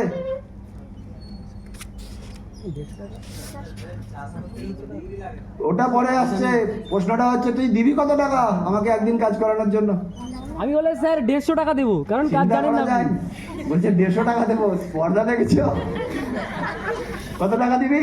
150 টাকা 150 টাকা। তাহলে চিন্তা কর, 150 টাকা দেওয়ার জন্য ও আমার ডিগ্রিকে বাইরে ফেলে রেখে দেখে নিচ্ছ এই কাজটা আমি পারি কিনা। ইয়েস আর যারা হাজার হাজার টাকা দিয়ে তোমাকে পুষবে তারা একবার দেখে নেবে না তোমার মধ্যে সেই কাজটা করার মধ্যে যোগ্যতা আছে কিনা। Yes or no? আমরা ভাবছি কি মাধ্যমিকটা পাস করি, উচ্চ মাধ্যমিকটা পাস করি, কলেজের একটা ডিগ্রি নিয়েছি মানে আমি হচ্ছে মাস্টার অফ মাস্টার, মানে যেখানে যাব সেখানে একদম পুরোপুরি ছকে দেবো। হবে না বস, যুগ বদলাচ্ছে। ইয়েস এবার প্রশ্নটা হচ্ছে যোগ্যতা কি লাগবে, যোগ্যতাটা কি তৈরি করব? যোগ্যতা সময় অনুসারে পরিবর্তিত হয়। ইয়েস যেমন যারা চাষবাস আছে, আমি যদি এই ব্যাপারটাকে বলি কারণ অনেকে গ্রাম বাংলার ছেলেরা রয়েছে সেই কারণের জন্য ব্যাপারটা বললে খুব সুবিধা হবে। তো চাষবাস আগেতে কিসে হতো? দাদুদের আমলে বা তারও আগে আমলে চাষবাস কিসে হতো? গরু আমলে, হ্যাঁ কি না? গরু থাকতো, নাঙল থাকতো। তার মানে মাঠে চাষ করবার জন্য ওই গরুকে ধরে নাঙল দিয়ে যিনি চাষ করতেন, যে চাষ করতো দিয়ে মাটি খোঁড়া হতো। ইয়ে শোনো, ইয়েস তার মানে ওই গরুগুলোর সঙ্গে নাঙল দিয়ে যে চালাতে পারতো তার কি কাজ পেত? বল, তিনি কাজ পেতেন কি পেতেন না? ইয়েস মানে যিনি গরু নাঙল চালাতে পারতেন তিনি কাজ পেতেন, মানে তার যোগ্যতা ছিল। ইয়ে শোনো, ইয়েস আজকের দিনে সেখানে মাঠ চষা কি দিয়ে চষা হয়? ট্রাক্টর দিয়ে। তাহলে যে লোকটা গরু নাঙল চালাতো তা কি সে আজকে কাজ পাবে? তাহলে আজকে কাজ পেতে গেলে কি শিখতে হবে তাকে? ট্রাক্টর চালাতে জানতে হবে। ইয়ে শোনো, তাহলে যুগের সঙ্গে সঙ্গে যোগ্যতাও পরিবর্তিত হয়। সুতরাং ঠিক সেম টু সেম আজ থেকে বেশ কিছু বছর আগে যদি দেখা যায় সেই সময় যাবতীয় সমস্ত রকমের কাজকর্ম কিসে হতো? পেন অ্যান্ড পেপারেতে। একটা সামান্য 8 পাস যোগ্যতা বা বার্থ সার্টিফিকেট বার করতে গেলেও সেই চিত্রগুপ্তের খাতা বার করে ধুলো ঝেড়ে নাম খুঁজে তারপরে হাতে লিখে দিত। ইয়ে স্বর্ণ। তারপরে কি হলো? ওই খাতা পেন থেকে কাজকর্ম শিফট হয়ে গেল কম্পিউটারেতে। ইয়ে স্বর্ণ। ইয়েস এখনকার দিনে কি এসে গেছে? ওই কম্পিউটারও ব্যাকডেটেড হয়ে গেছে, এখন চলে এসছে মোবাইল। হ্যাঁ কি না? যে ইনফরমেশন গুলোকে আগেতে কম্পিউটার থেকে পাওয়া যেত সেগুলোকে এখন মোবাইল থেকে পাওয়া যায়। যায় কি যায় না? এখন অনেক ছেলেমেয়েরা বলে যে কম্পিউটারটাকে না শিখলে কি আর হবে? আমি বলি কম্পিউটার এখন ব্যাকডেটেড হয়ে গেছে, এখন শিখলে মোবাইল অপারেটিং শিখতে হবে তোমাকে। কারণ আমরা যখন কোনো জায়গায় গিয়ে টাকা পেমেন্ট করি তখন সেখানে ল্যাপটপ দিয়ে টাকা পেমেন্ট করি না, মোবাইল দিয়ে টাকা পেমেন্ট করি। ইয়ে শোনো, কোনো জায়গায় যখন আমরা ইমেল পাঠাতে যাই তখন আমরা কম্পিউটার বা ল্যাপটপ নিয়ে গিয়ে ইমেল পাঠাই না, মোবাইল থেকে ইমেলটাকে পাঠিয়ে দিই। ইয়ে শোনো, যখন আমরা কোনো কনফারেন্স বা যখন ভিডিও কনফারেন্স যখন আমরা করি তখন ল্যাপটপের সামনে বসি না, মোবাইলের সামনে আমরা বসে যাই এগুলোকে করে নিই। ইয়ে শোনো, একটা ব্যাংকের অ্যাকাউন্ট খুলতে যে লোকগুলোকে আসে তারাও সবসময় এখন আর ল্যাপটপ কাঁধে করে আসে না, তারাও মোবাইলের সঙ্গে একটা ওটিজি কেবিল নিয়ে এসে তারাও আসে, ফিঙ্গারপ্রিন্ট দাও, মোবাইলেতেই ফর্ম ফিল আপ করে অ্যাকাউন্ট খোলা হয়ে যাচ্ছে। ইয়েস ইয়ে শোনো, তাহলে আগে যে কাজগুলো ল্যাপটপে হতো, কিছুদিন আগে কম্পিউটারে হতো, এখন সেগুলো মোবাইলে হচ্ছে। তাহলে যুগ আপডেট হচ্ছে, আপডেটেশন যুগের সঙ্গে সঙ্গে আমাদেরকে বদলাতে হবে, কি হবে না? এটা হচ্ছে যোগ্যতা। এবার এই বিষয় নিয়ে, যোগ্যতা তৈরি করবার বিষয় নিয়ে সরকার থেকেও একবার একটা মিশন নিয়ে এসেছিল, কি স্কিল ইন্ডিয়া মিশন, যে প্রত্যেককে স্কিল তৈরি করতে হবে, দক্ষতা তৈরি করতে হবে। তো আমাদের অর্গানাইজেশন কি বলছে যে সেখান থেকে যেটাকে নিয়ে এসছে আমাদেরকেও স্কিল বেসড এডুকেশনটাকে প্রোভাইড করবার কথা ভাবছে। একবার বিগ হ্যান্ড হয়ে যাবে এপিএলএল এবং স্মার্ট ভ্যালুতে। সেখানে কি কি রয়েছে? প্রথম বলছে ট্র্যাডিশনাল এডুকেশন তো আমাদেরকে নিতেই হবে, তার সঙ্গে সঙ্গে টেকনিক্যাল পড়াশোনা করতে হবে, কারণ আজকে যদি তুমি টেকনোলজিকে ব্যবহার করতে না পারো তাহলে তুমি ব্যাকডেটেড। Yes or no? তাই তো নাকি? আচ্ছা, বোর্ড হচ্ছে? ঠিক আছে। তো যেটাকে রয়েছে সেটা হচ্ছে যে টেকনিক্যাল এডুকেশন, মানে টেকনোলজিকে যদি তুমি ব্যবহার করতে না পারো তাহলে তুমি আজকের দিনে ব্যাকডেটেড। Yes or no? হ্যাঁ কি না? এখনকার দিনে এখনো দেখা যায় যে অনেক লোক আছে ভালো স্যুট বুট পরার পরে তো টিকিট কাউন্টারে গিয়ে লাইন দেয়, যেখানেতে একটা মোবাইলেতে টিকিট কাটা হয়ে যায়, বাড়িতে বসে টিকিট কাটা হয়ে যায়, সেখানে তো তারা গিয়ে লাইন দিয়ে 1 ঘন্টা 1.5 ঘন্টা লাইন দিয়ে তারা টিকিট কাটছে। তাহলে সত্যি কি তিনি স্মার্ট হলেন? তাহলে টেকনোলজিকে ইউজ করতে জানতে হবে, তবে স্মার্টনেস আসবে। Yes or no? তাহলে যুগ আপডেট হচ্ছে, এই জন্য প্রত্যেকটা জায়গায় টেকনোলজি রয়েছে, সুতরাং আমাদেরকেও টেকনোলজি মানে টেকনিক্যাল নলেজ নিতে হবে, যেটা নিয়ে আমরা জানি ওয়েবসাইট ডিজাইনিং আছে, ডিজিটাল মার্কেটিং আছে, এআই আছে, যেটা মার্কেটের এখনকার সব থেকে বড় হট কেক। এআই নিয়ে আশা করছি এর আগে অনেক ট্রেনিং হয়েছে, আমি এর জন্য আর ডিটেলসে করতে যাচ্ছি না। মোটামুটি সব কাজ করতে গেলে এআই লাগে। এখন মোবাইলেতেও এআই দিয়ে দিয়েছে। আগে ফটো তোলার পরে এডিট করতে হতো, এখন ফটো তোলার সঙ্গে সঙ্গে এডিট হয়ে যাচ্ছে। কে করছে? এআই ফিচার্সের মাধ্যম দিয়ে। আগে তো ল্যাপটপ নর্মাল ছিল, এখন সেই ল্যাপটপে তো এআই ফিচার্স দিয়ে দিচ্ছে, এআই ল্যাপটপ দেখতে পাই তো আমরা প্রত্যেককে। তাহলে প্রত্যেকটা জায়গায় জায়গায় এআই চলে আসছে, সুতরাং আমাদেরকে এআই শিখতে হবে। তো যদি এই স্কিলগুলোকে আমরা শিখে নিতে পারি তাহলে আমাদের কাছে একটা ব্যাপক অপরচুনিটি স্টুডেন্টদের কাছে কিন্তু রয়েছে। এর সঙ্গে আর একটা জিনিসকে শিখে নিতে হবে, সেটা কি ম্যানেজমেন্ট স্কিল বা যেটাকে বলছে প্রেজেন্টেশন স্কিল। তো ম্যানেজমেন্ট স্কিল বা প্রেজেন্টেশন স্কিলের মধ্যে যেটাকে রয়েছে, অলরেডি তোমরা প্রত্যেককেই জানো, আমি আর ডিটেলস নিয়ে বলছি না, কারণ কাউন্সিলিং এর সময় তোমরা এগুলোকে সবাই দেখেছো, যে যেখান থেকে আমাদের dress code sense, body language and smartness, attitude development, time management, personality development, organisational behaviour, communication skill, Hindi এবং English communication, human resource handling বা যেটাকে বলছে আমাদের পিপল স্কিল, তার সঙ্গে সঙ্গে মার্কেটিং ম্যানেজমেন্ট বা সেলিং স্কিল, এবং তার সঙ্গে সঙ্গে যেটা রয়েছে ফিল্ড ওয়ার্ক। এই পুরো স্কিলগুলোকে আমাদেরকে কিন্তু শিখতে হবে। বোঝা গেছে কি বলতে চাইছে? তো যদি আমরা এই স্কিলগুলোকে শিখে নিতে পারি তাহলে কিন্তু আমরা মার্কেটে আমাদের জন্য একটা ব্যাপক অপরচুনিটি আছে। এরপরেও এখনো পর্যন্ত অনেকে আছে যারা ব্যাকডেটেড। তারা কি বলে, আমার না ওই সমস্ত ঘুরে ঘুরে কাজ করতে ভাল লাগে না, আমার না এত লোককে বোঝাতে ভাল লাগে না, ইয়ে স্বর্ণ ওই সমস্ত কাজ আমি পারবো না, তোরা এইসব করতে পারিস করতে পারি, আমার ওই লোকের বাড়ি বাড়ি গিয়ে কোনো কাজ করতে পারবো না, লোককে বেশি বোঝাতে পারবো না। ক্লিয়ার?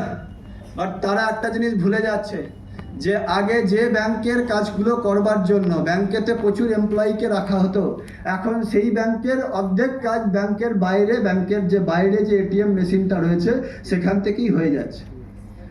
টাকা জমা দেওয়া থেকে টাকা তোলা, ব্যাংকের বই আপডেট থেকে, যদি লোনও দরকার হয় মোবাইল অ্যাপ্লিকেশনের মাধ্যমে লোন, মানে লোনের জন্য অ্যাপ্লাই করবে, 2 মিনিটের মধ্যে তোমার অ্যাকাউন্টে ট্রান্সফার হয়ে যাবে।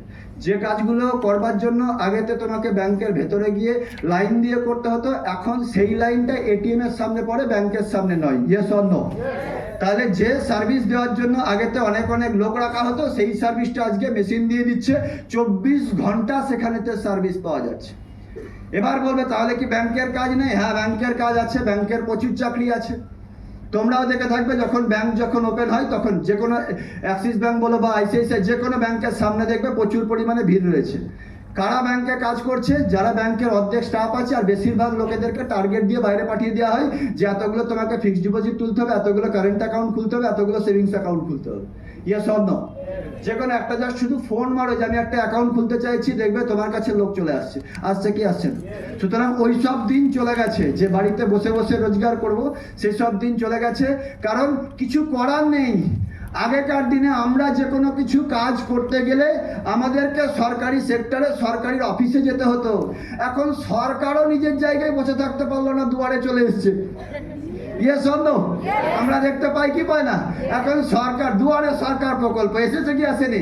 2 দিন পরে শুনবে যে ঘরে সরকার। তাহলে সরকার যদি দুয়ার থেকে ঘরে চলে আসে, আর আমি ভাবছি ঘরে বসে বসে ইনকাম করবো, হবে না বস। তাহলে আমাদেরকেও দুয়ারে যেতে হবে, ঘরে ঢুকতে হবে। রেডি আছে আমরা প্রত্যেককে? তার জন্য স্কিল দরকার রয়েছে। সুতরাং আমি কথা বলতে পারি না, আমার লজ্জা লাগে, করলে হবে না। মার্কেট চেঞ্জ হচ্ছে, যুগ পরিবর্তনের সঙ্গে সঙ্গে আমাদেরকেও পরিবর্তিত হতে হবে, না হলে তুমি কিন্তু ডাইনোসরের মতো বিলুপ্ত হয়ে যাবে। কারণ এই কাহিনী আমরা অনেকেই দাদুদের কাছে শুনেছি যে সেই সময় তাদের কাছেও আর্মি বিএসএফ এর কাজ করবার জন্য অনেক অপরচুনিটি এসেছিল, বাট তারা সেই সময়তে চাকরিকে লাথি মেরে দিয়েছিল যে না, এই সমস্ত কাজ আমাদের দরকার নেই। আজকের দিনে 80% 90% পাওয়া ছেলেরাও, প্রচুর ছেলেদেরকে আমরা মাঠে দৌড়াতে দেখি। সেটা কিসের জন্য? হেলথ ভালো রাখার জন্য নয়। তাকে একটু জিজ্ঞেস করো দৌড়াচ্ছ কেন, বলবে আর্মি বা ডিফেন্সে চাকরি পাওয়ার জন্য দৌড়াচ্ছে। তাহলে যে চাকরিটাকে তার দাদু একটা সময় লাথি মেরেছিল, তার নাতি আজকে সেইটাকে পাওয়ার জন্য দিন রাত এক করে দিয়ে মেহনত করছে।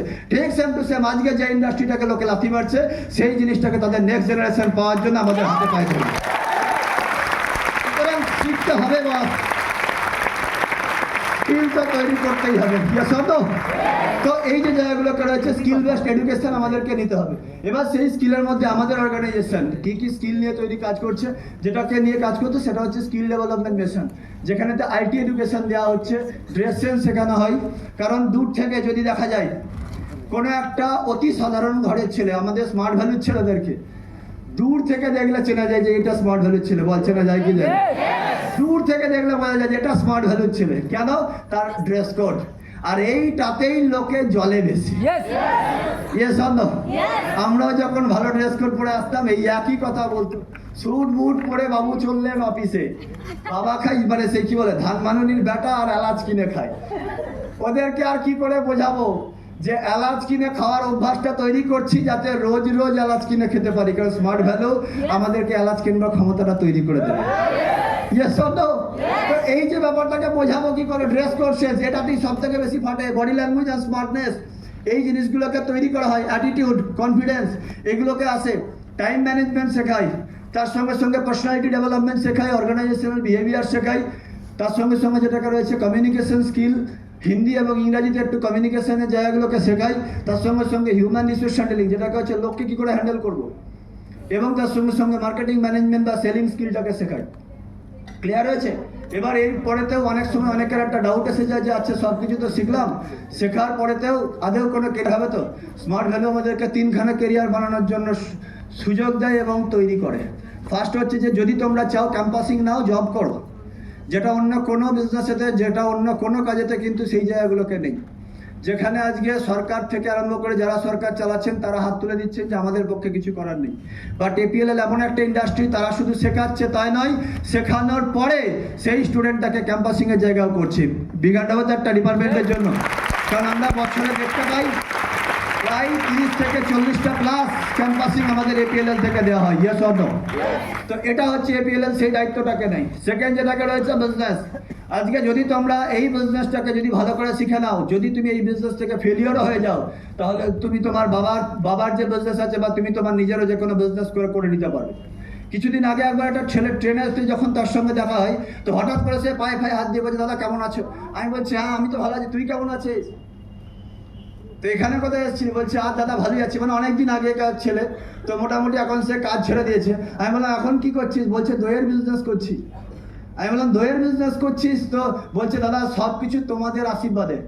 আমি কেন আমাদের আশীর্বাদে কেন? তুই তো দইয়ের বিজনেস করছিস, আমরা তো স্মার্ট ভ্যালু বিজনেস শিখেছি। বলছে ওইখান থেকেই তো শিখেছি।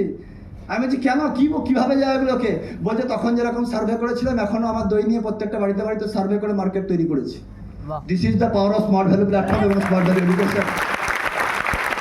বলছে আগে যে কাজটা ফিল্ডে শিখেছি আজকে সেই কাজটা ফিল্ডে করে আজকে বিজনেস করে রোজগার করছি।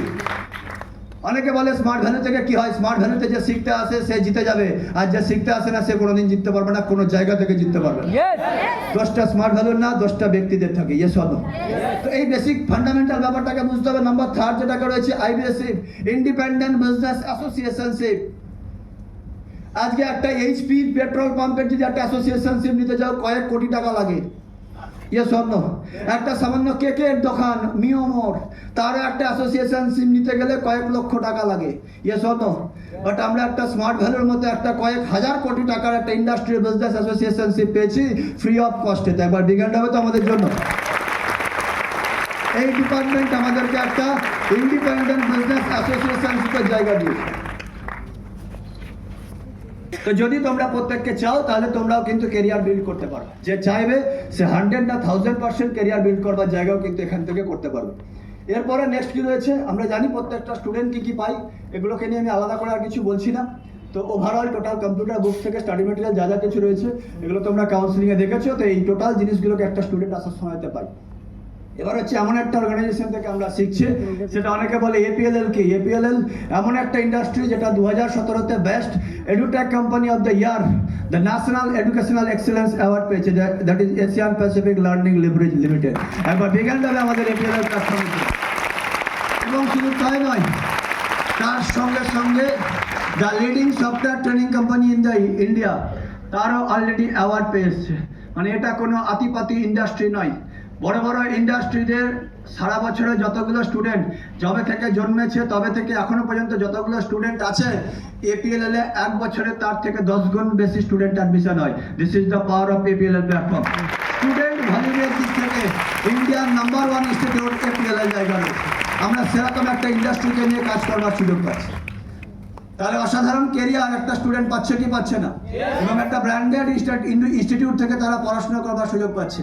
তাহলে আমরা ব্যাপারটাকে বুঝতে পেরেছি। এপিএলএল বা আমাদের এডুকেশন নিয়ে কারোর কোনো কোশ্চেন আছে? আশা করছি না থাকার কথা। তাহলে আমরা প্রত্যেকটা স্টুডেন্টের পাশে দাঁড়াতে পারবো, তাদেরকে হেল্প করতে পারবো। রেডি আমরা প্রত্যেকে? ওকে, নেক্সট পার্ট কি রয়েছে? নেক্সট যেটাকে নিয়ে কাজ করছে আমাদের এই অর্গানাইজেশন, সেটা হচ্ছে হেলথ। যে শিক্ষার সাথে সাথে স্বাস্থ্যটাকেও আমাদেরকে ঠিকঠাক রাখার জায়গা রয়েছে। এই জন্য নেক্সট অবজেক্টিভ যেটাকে রয়েছে, to make every citizen to become healthy. যে প্রত্যেকটা মানুষকে আমাদের হেলথ সম্পর্কে সচেতন করতে হবে। যে মিশনটাকে নিয়ে আজকের এই ইন্ডাস্ট্রি 2000 সাল থেকে যে হেলথের মিশন নিয়ে কাজ করছে, 2020-তে করোনা আসার পরেতে সরকার বা বিভিন্ন লোকেরা তখন সেটাকে নিয়ে একটু চিন্তা ভাবনা করলেন, বললেন যে আমাদের ইমিউনিটি বাড়াতে হবে, আমাদের হেলথ সম্পর্কে সচেতন হতে হবে, যেটা নিয়ে অলরেডি এপিএলএল স্মার্ট ভ্যালু 20 বছর আগে থেকে বলছে। একবার বিজ্ঞানটা হতো এপিএলএল স্মার্ট ভ্যালুর জন্য। তো যেটা সাধারণ মানুষের 20 বছর পরে ভাবছে, সেটা আমাদের ইন্ডাস্ট্রি 20 বছর আগে থেকে ভাবছে। এবার এই হেলথের জায়গা থেকে কি কি রয়েছে বলছে, আজকের দিনেতে হেলথের যে মেমোরি লস, ডায়াবেটিস, ক্যান্সার, চোখের প্রবলেম, প্রিম্যাচিওর এজিং, মাইগ্রেন, এই প্রচুর রোগ। মানে এখানে যদি আমি জিজ্ঞেস করি সবাইকার বাড়িতে অনেক রোগ আছে। যেমন যেটা আমাদেরকে একটা স্যার খুব ভালো করে বলতেন যে আগে আমাদের দেশ ছিল, কাদের দেশ ছিল? যোগীদের দেশ। সেই সময়তে গৌতম বুদ্ধ বা আরো বড় বড় যে সমস্ত যোগী পুরুষরা ছিলেন, সেই সময় তারা জন্মগ্রহণ করেছে। তারপরে আমাদের ইন্ডিয়া ছিল ভোগীদের দেশ, মানে হুন, পাঠান, মোগল সবাই এসে বিন্দাস ভোগ করেছে, বিন্দাস আরামায়েশ করেছে। আর আজকে আমাদের ইন্ডিয়া হচ্ছে কোন কন্ডিশনেতে রয়েছে? সেটা হচ্ছে রোগীদের দেশ। এটা আমার কথা বলছি না, এটা স্ট্যাটিস্টিক বলছে। WHO, Times of India, DNA, NDTV statistic বলছে যে 7 crore Indian are diabetic, globally 45% in India. মানে যত যা ডায়াবেটিক পেশেন্ট আছে, যার মধ্যে 45% হচ্ছে ইন্ডিয়ান লোক আছে। 3 কোটি heart patient in India, globally 60% in India. মানে হার্টের রোগেতেও আমরা কিন্তু অনেক এগিয়ে রয়েছে। আচ্ছা, একবার একটু দেখে নেবো যে আদৌ ব্যাপারটা স্ট্যাটিস্টিকটা ঠিকঠাক বলছে কিনা। আচ্ছা, কাদের বাড়িতে সুগার বা ডায়াবেটিকের পেশেন্ট আছে? একটু হাত তুলবে ওপেন মাইন্ডে, বা আপনাদের যদি কারো থাকে তাকে হাত তুলবে। তাহলে বোঝা গেছে, তাহলে যে রিপোর্টটাকে বলছে ওই রিপোর্টটা আজকের দিনে আরো বেশি বেড়ে গেছে, ইয়েস অর নো। এবং শুধু তাই নয়, তার সঙ্গে 2 crore death due to CBD, 16 lakh stroke, every 13th cancer patient of the world is Indian. সব দিক থেকে রোগ আজকে অনেক বেশি পরিমাণ বেড়ে গেছে। এবার এত রোগ কেন বাড়ছে? আগেকার দিনেতে তো এত মেডিকেল সায়েন্স উন্নত ছিল না, তখনও এত রোগ ছিল না। আজকে তো মেডিকেল সায়েন্স এত উন্নত হয়েছে, তারপরেও এত রোগ কেন বেড়েছে? কারণটা হচ্ছে লাইফস্টাইল ডিসঅর্ডার। প্রথম যেটা কারণ সেটা হচ্ছে লাইফস্টাইল ডিসঅর্ডার, যেটা আমাদেরকে আগেকার দিনে যেটাকে ছিল সূর্য ডোবার সঙ্গে ঘুমো, সূর্য ওঠার সঙ্গে ওঠো। কিন্তু আজকের দিনে যুগ পাল্টে গেছে। শহরের লোকেরা রাতে জেগে থাকে আর দিনে ঘুমোয়, ইয়েস অর নো। এই কারণের জন্য দেখবেন শহরের লোকেদের রোগ বেশি, গ্রামের লোকেদের রোগ কম। এমন প্রত্যন্ত গ্রাম আছে যেখানে 8টার সময় ফোন করলে আর পাওয়া যাবে না, তারা গভীর নিদ্রায় চলে গেছে। তারা ফলো আপ করতে যায়, নিশ্চয়ই জানিস এগুলো, ইয়েস অর নো। 8টার সময় কিছু পাওয়া যাবে না। কিন্তু তুই শহরের দিকে দেখবে রাত 11টার সময় বাজার করতে যা, দোকান খোলা আছে, ইয়েস অর নো। কিন্তু সকাল 9টার সময় গেলে দোকান খোলা পাবি না। কিন্তু গ্রামের দিকে তুই ভোর 5টা থেকে দোকানে চলে যা, দোকান খোলা পাবি। তো এটা হচ্ছে ব্যাপার। এই জন্য বুঝেছিলাম কবে যে গ্রামের থেকে শহরের লোকেদের রোগ বেশি, ইমিউনিটি কম। যখন করোনা এসেছিল, করোনা ধরেছিল সবাইকেই, মরেছে যাদের ইমিউনিটি পাওয়ার কম ছিল, ইয়েস অর নো। হ্যাঁ কি না? যদি আমি এটাকে খারাপ সেন্সে বলতে চাইছি না, কারণ অনেকে এই সময়টাতে অনেক প্রিয়জনদেরকে হারিয়েছে। বাট বিষয় ছিল একটাই, সেটা হচ্ছে যে কোভিড সেই সময়তে আমাদের সবাইকার হয়েছিল, তোমার সবাইকার হয়েছে। কারণ সেই সময়তে যে জ্বর হয়েছিল, আর ওই যে গন্ধ চলে গিয়েছিল, ওই যে স্বাদ চলে গিয়েছিল, এরপরেও দেখবে অনেক জ্বর হয়েছে, কিন্তু সেই জ্বরে তো ওই রকম সিমটম কিন্তু আর দেখা যায়। তার মানে কোভিড সেই সময় সবাইকার হয়েছিল, কিন্তু ইমিউনিটি পাওয়ার ভালো থাকার জন্য আমাদেরকে বেঁচে গেছি। যাদের ইমিউনিটি পাওয়ার খারাপ ছিল, যাদের অনেক আরও এক্সট্রা রোগ ছিল, তারা কিন্তু সেই রোগেতে তাদেরকে শেষ হয়ে যেতে হয়েছে। তো এই অবজেক্টিভ নিয়ে আমাদের মেন যেটাকে রয়েছে সেটা হচ্ছে যে আমাদের ইমিউনিটি পাওয়ার বাড়াতে হবে। কেন বাড়াতে হবে? কারণ হচ্ছে আজকের দিনে যা করছি সব পলিউটেড। আজকে এয়ার পলিউশন আমরা দেখতে পাচ্ছি কি পাচ্ছি না? দিল্লিতে এয়ার পলিউশন এতভাবে বেড়ে গেছে, যেটা তো আমরা প্রত্যেকের সময় আমরা দেখতে পাচ্ছি, জানতে পারি, ইয়েস অর নো। জল খেতে যাচ্ছি সেখানে পলিউশন, মাটিতে সেখানে পলিউশন, সব জায়গায় পলিউশন। যে খাবারটা খেতে যাচ্ছি সেখানে পলিউশন। আজকে চাল খাচ্ছি, চালের মধ্যে অ্যাজবেস্টাস শেড গুঁড়ো মেশানো রয়েছে। যা খাচ্ছি সেখানেতে বিষ। শাকসবজি খেতে যাচ্ছে যে এইটুকুনি লাউ রয়েছে, এমন ইঞ্জেকশন পুশ করলে এত বড় হয়ে গেল। চলছে কি চলছে না? এই যে বিষয়গুলোকে প্রত্যেকটা জায়গায় কীটনাশক। একবার একটা চাষিদেরকে মানে যখন কথা হচ্ছে, বলছে বেগুনেতে যে পরিমাণ, যখন বেগুন চাষ যেটাকে হয় পোকা লাগে বেশি, তো যে পরিমাণ সেখানেতে কীটনাশক প্রয়োগ করা হয়, যদি ওই পরিমাণ কীটনাশক মানে এতটাই মানে মারাত্মক যে চাষি যদি ভালো করে মানে মাস্ক ব্যবহার না করে যায়, চাষি পর্যন্ত অজ্ঞান হয়ে যেতে পারে। তো এই জন্য বলছে যে ভালো বেগুন খাওয়ার থেকে পোকা দেওয়া বেগুন খাও, তাতে কি হবে, হয়তো পোকাই কিছুটা খাওয়ার পরে বাকি যেটা খাবে সেটা ফ্রেশ পাবে, কিন্তু যেটা ভালো বেগুন খাচ্ছে ওটা পুরোটা বিষ খাচ্ছে, মানে 100% মরবে, ডাহা মরবে। তো এই হচ্ছে আজকের দিনে যেটা খাচ্ছি সেখানেতে বিষ। এবার এখান থেকে বাঁচার, তাহলে বাঁচবো কিভাবে? এরকম একটা পরিস্থিতি থেকে বাঁচার জন্য হেলথের প্রবলেমগুলোর কারণ হচ্ছে এগুলো, সলিউশনও হচ্ছে এগুলো, কারণ কারণেতেই কিন্তু সলিউশন লুকিয়ে থাকে। ফার্স্ট যেটাকে রয়েছে কি বলছে, যে এক্সারসাইজ করতে হবে। আমাদের সবাই সব কিছু কাজ করি, সারাদিনের ব্যস্ততার মাঝখানে তো আমি সবাইকে রিকোয়েস্ট করবো যে অন্ততপক্ষে 15 থেকে 30 মিনিট নিজেদের জীবনের জন্য এক্সারসাইজ করুন। আর যদি সেইটুকুনি টাইমও ব্যস্ততার মধ্যে বার করতে না পারেন, তাহলে বলবে এমন জীবন রেখে দেওয়ার থেকে মরে যাওয়া অনেক ভালো। কারণ যেখানে নিজের জন্য অন্ততপক্ষে 30টা মিনিট সময় বার করা যায়। কারণ যা কিছু, এই যে আমি দুটো কথা বলতে পারছি, এই যে তোমরা এখানেতে বসে রয়েছে, হেলথ পারমিট করছে বলে আমরা বসে আছি, ইয়েস অর নো? আমরা যে বাইকটাতে আমরা চাপি সেই বাইকটাকেও আমরা সার্ভিসিং করি, তারও আমরা যত্ন করি কি করি না? একটা বাইক ধুতে গেলেও সেখানেতে অন্ততপক্ষে 8 ঘন্টা সময় লাগে। তাহলে সব কিছুর জন্য, একটা মোবাইলকেও চার্জ করবার জন্য 2 ঘন্টা সময় লাগে, যে মোবাইলটাকে আমরা অপারেট করি, অথচ সেই আমাদেরকে মানে বুস্ট করবার জন্য, এনার্জেটিক করবার জন্য 30টা মিনিট আমরা এক্সারসাইজের জন্য দিতে পারি না। তো এই জন্য সবাইকার উদ্দেশ্যে বলতে চাইবো যে এক্সারসাইজটাকে করো রেগুলার লেভেলে, অন্ততপক্ষে 30 মিনিট। কারণ হয় আজকে এক্সারসাইজ করবে, নাহলে কালকে ডাক্তার বলবে এক্সারসাইজ করাতে। আমরা একটা শোনে তো দেখি এরকম ভালো হেভি সব হাইফাই ব্যাপার, সব হাঁটছে শুধু, বুঝতে হয় এখন হেঁটে যাচ্ছে, আমার দেখে বোঝা যায় যে ভালো হাইফাই ব্যাপার এই জায়গা রয়েছে, মানে এতদিন হাঁটিনি, জীবনে সব কিছু লেখা আছে তোমাকে এত স্টেপ হাঁটতেই হবে, আজ হাঁটো নাহলে রোগের পর হাঁটতে হবে। তো তা বারবার করে বলবো আজকে হেঁটে নাও, রেডি আছি আমরা প্রত্যেকে? আমাদের যেরকম অনেক ছেলেদের রয়েছে এখন মানে কোনো কিছু পাত্তাই পায় না, কেন? এই যে এইটুকুনি হাঁটা কোনো ব্যাপারই নয়, কারণ কত হাঁটে এরা, 10 কিলোমিটার 12 কিলোমিটার হেঁটে যাবে, তাই কি তাই না? এই জন্যই তো এখন হেঁটে নিচ্ছি বলে পরে গাড়ি চড়বো, ইয়েস অর নো? হেলথটা ভালো থাকবে, ওয়েলথটা ভালো আসবে, yes or no?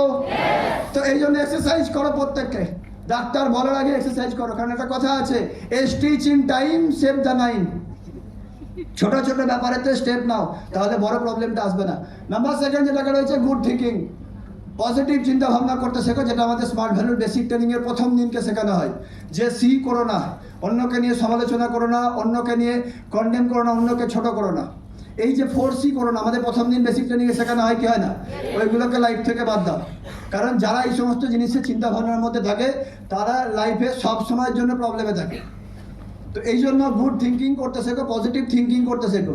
R number 3 যেটাকে রয়েছে গুড অ্যাসোসিয়েশনশিপ, একটা ভালো অ্যাসোসিয়েশনশিপটা খুব দরকার আছে, কারণ একটা ভালো অ্যাসোসিয়েশনশিপে না থাকলে অনেক বড় বড় পাওয়ারও ধূলিসাৎ হয়ে গেছে, সেটা আমরা অনেকেই জানি। মহাভারতের কাহিনীতে আমরা জানি, কর্ণের নাম শুনেছি তো আমরা প্রত্যেকে, মহাভারত দেখেছি বা শুনেছি আমরা।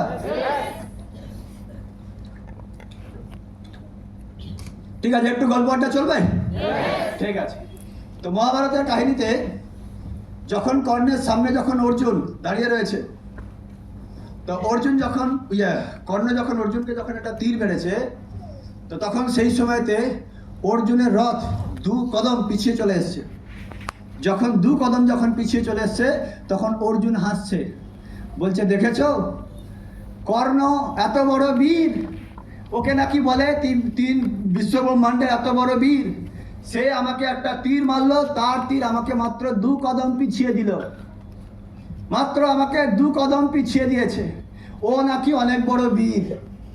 তখন শ্রীকৃষ্ণ মুচকি হাসছেন, এবং শ্রীকৃষ্ণ তখন মুচকি হাসি দিয়ে একটা ছোট্ট কথা বললেন অর্জুন তুমি ভুল করছো, তুমি একবার ভেবে দেখো যে এই যে রথটায় তুমি চেপে আছো না, সেই রথেতে সারথীকে, সেই রথের সারথী হচ্ছে শ্রীকৃষ্ণ, যে বিশ্ব ব্রহ্মাণ্ড নারায়ণ, যে বিশ্ব ব্রহ্মাণ্ডকে তৈরি করেছেন, সৃষ্টির মূলে আছেন।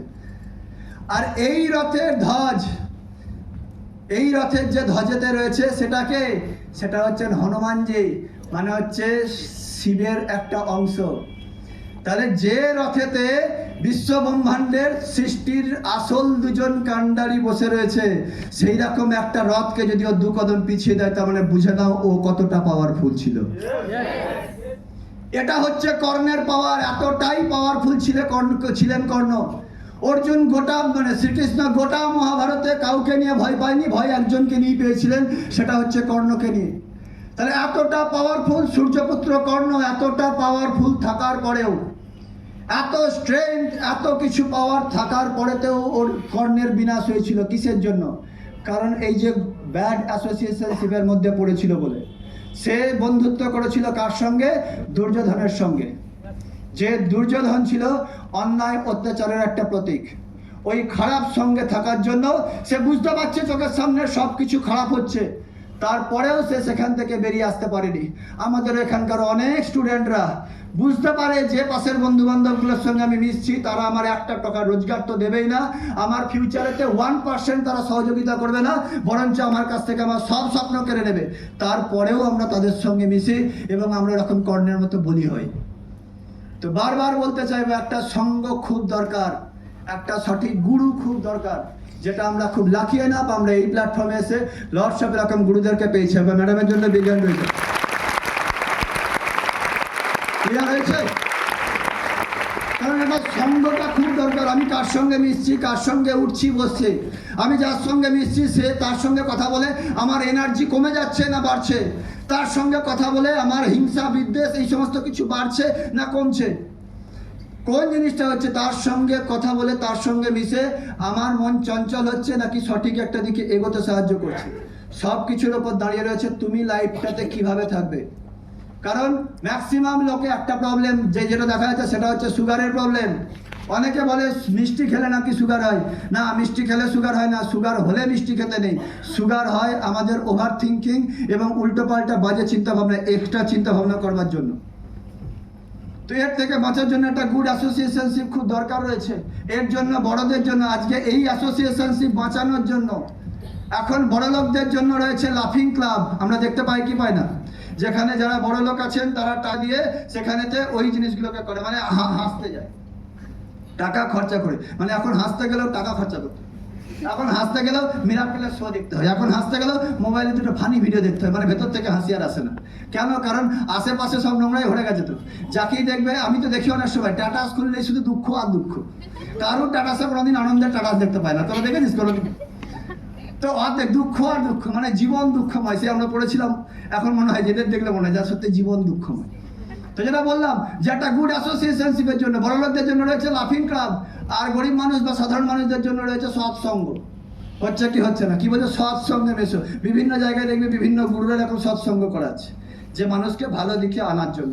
আমরা লাকিয়ে না আমাদের স্মার্ট ভ্যালু লাফিং ক্লাব এবং সৎসঙ্গে একসঙ্গে ট্রেনিংয়েতে প্রত্যেক সপ্তাহে দেয়। তো এটাকে আমাদেরকে বুঝতে হবে। এই কারণের জন্য আমরা সবসময়ের জন্য এনার্জেটিক। আজকে ম্যাডামরাও এনার্জেটিক, অমিত দারাও এনার্জেটিক, এখানে সবাই চির সবুজ হয়ে রয়েছে। মাইন্ড যদি ভালো থাকে তাহলে এনার্জি সবসময়ের জন্য থাকে। আর মাইন্ড যদি গন্ডগোল করে যায় তাহলে 20তে বুড়ি হয়ে যাবে, 20তে বুড়ো হয়ে যাবে। তো এটা হচ্ছে আমরা খুব লাকি নাম, তারা এটাতে আমাদের হেলথের একটা প্রবলেমকে সলিউশন করে দিচ্ছে। এবং 4 নম্বর যেটাটা রয়েছে সেটা হচ্ছে গুড ফুড। আমরা যেটাকে নিয়ে বলতে গেলাম, যা খাচ্ছি সব কিছুতে ভেজাল এবং লাইফস্টাইল ডিসঅর্ডার। আমরা যা খাচ্ছি লোক দেখানোর জন্য, পিৎজা, মোমো, বার্গার, এই যে জিনিসগুলোকে খাচ্ছি, যেগুলোতে আমাদের শরীর ভালো করবে কোথায়, আমাদেরকে শরীরটাকে আরও বিগড়ে দিচ্ছে।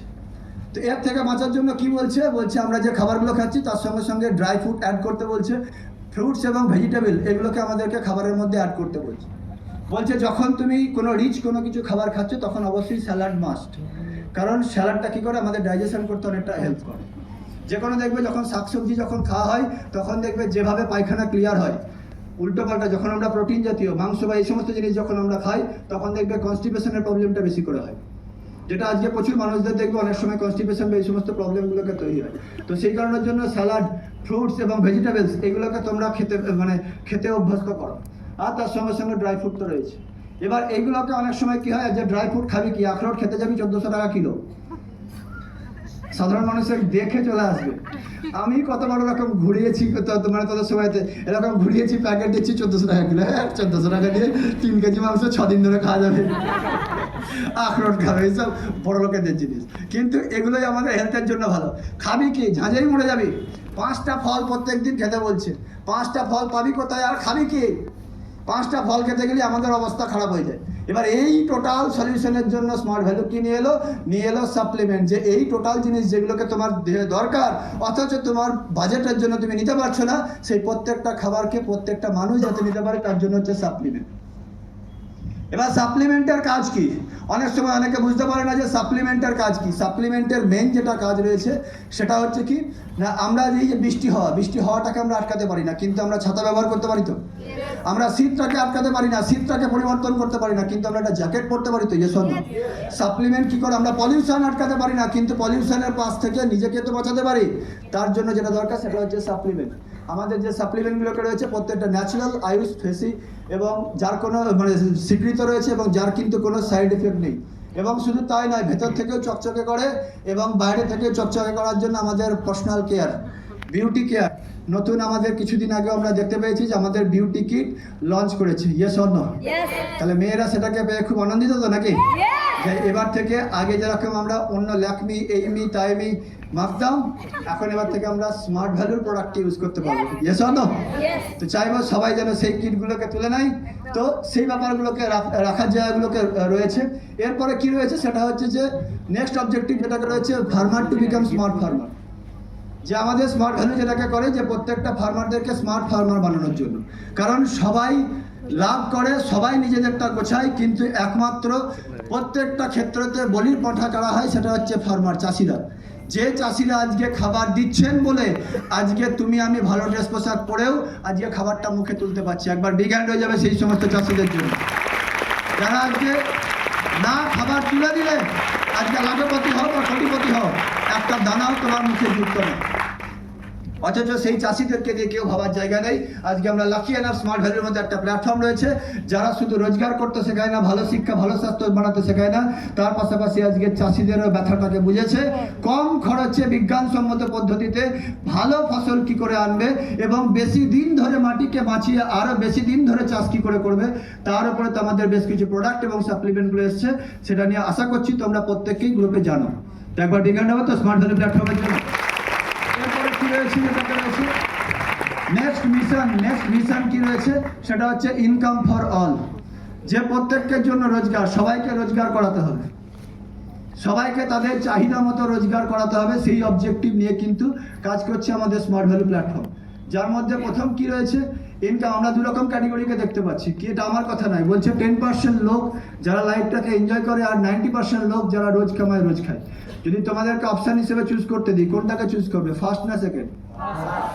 ফার্স্টটাকে। Yes or no? তাহলে এই 10%-এ আসার জন্য স্মার্ট ভ্যালু ছেড়ে দাও। আমাদের কাছে একটা কোনো রাস্তা আছে? আমাদের সিঙ্গেল কোনো কারোর কাছে রাস্তা আছে? কারণ যদি রাস্তা থাকতো তাহলে আমাদের আগেকার পূর্বপুরুষরা তারা কিছু না কিছু রাস্তা ধরে আমাদের জন্য করে যেতেন। তারা রাস্তা নেই বলি তারা রাস্তা খুঁজে পায়নি। বাট আমরা লাকিয়ে না, আমরা আমাদের পরের জেনারেশনের জন্য কিন্তু এই লাইফটাকে দিতে পারি। প্রশ্নটা হচ্ছে কি করে পারি দিতে?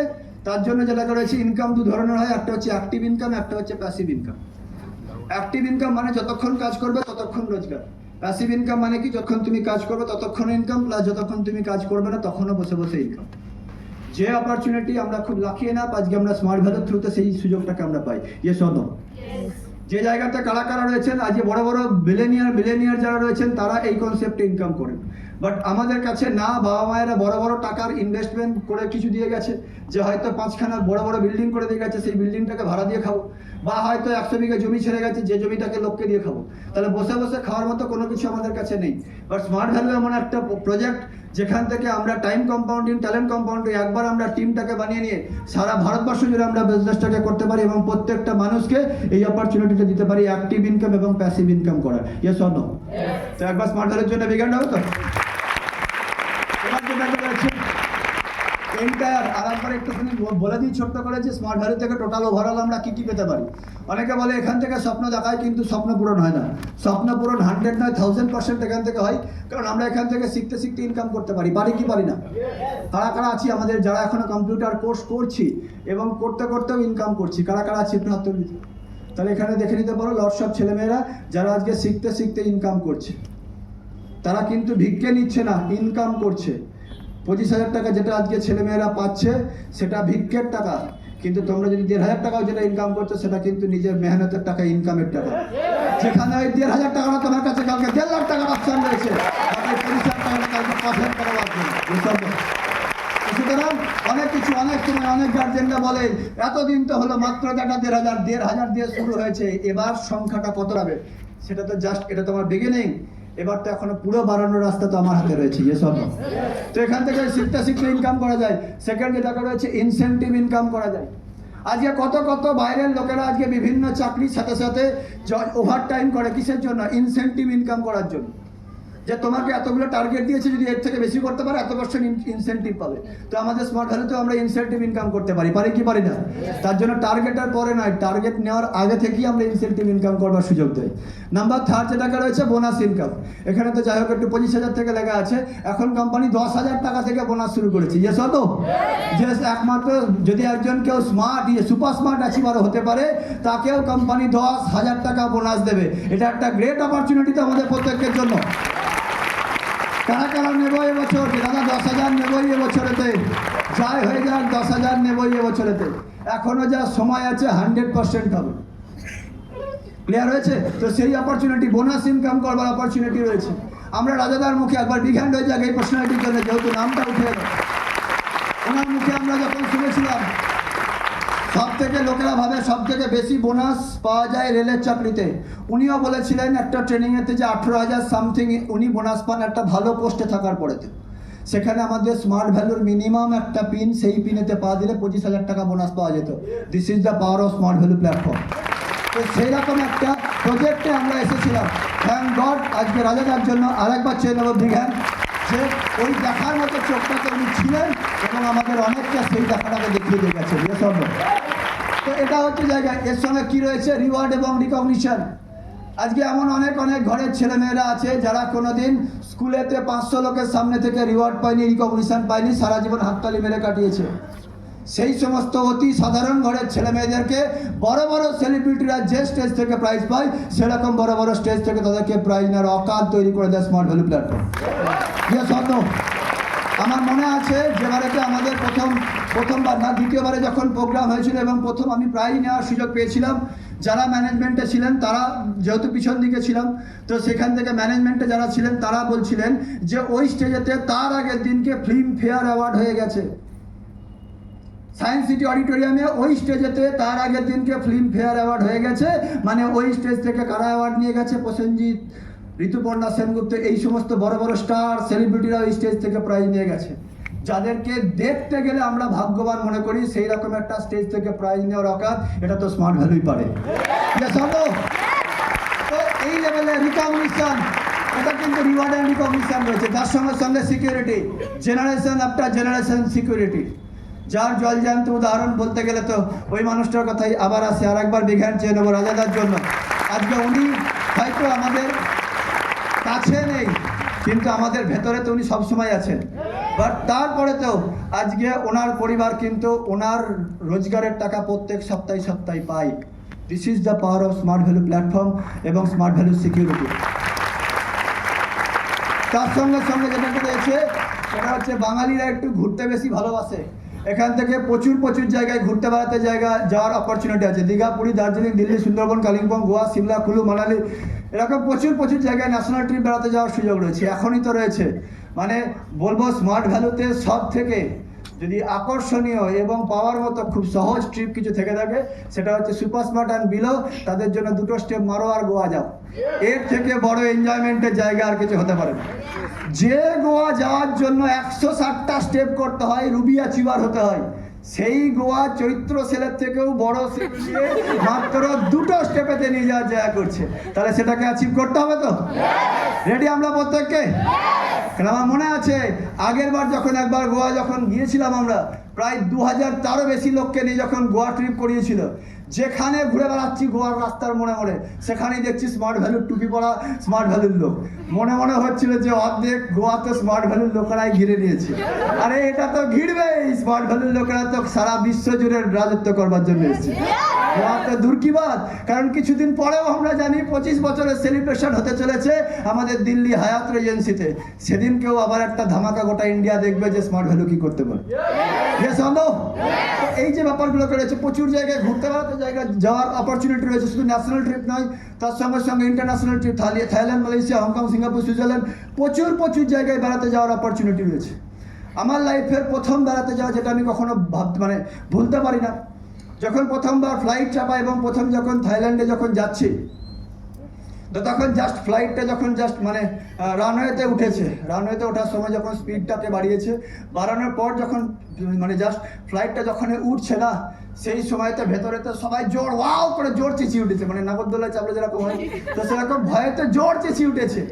তাকিয়ে দেখলাম যারা মোটামুটি রেগুলার যাতায়াত করে তারা আরামসে ঘুমিয়ে গেছে।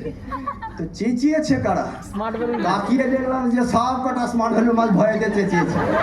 তো তখন একটা জিনিসকে জাস্ট রিয়েলাইজ করলাম যে যে ছেলেদেরকে কোনোদিন এয়ারপোর্ট ঢোকার স্বপ্ন কেউ দেখাতে পারে না, তাদেরকে ফ্লাইটে চড়িয়ে বিদেশ দৌড়ানো ক্ষমতা তো স্মার্ট ভ্যালু রাখতে পারে। This is the power of smart value platform. National trip না, ন্যাশনাল ট্রিপের সাথে সাথে ফরেন ট্রিপে যাওয়ার মতো অপরচুনিটির জায়গাটাকেও থাকে।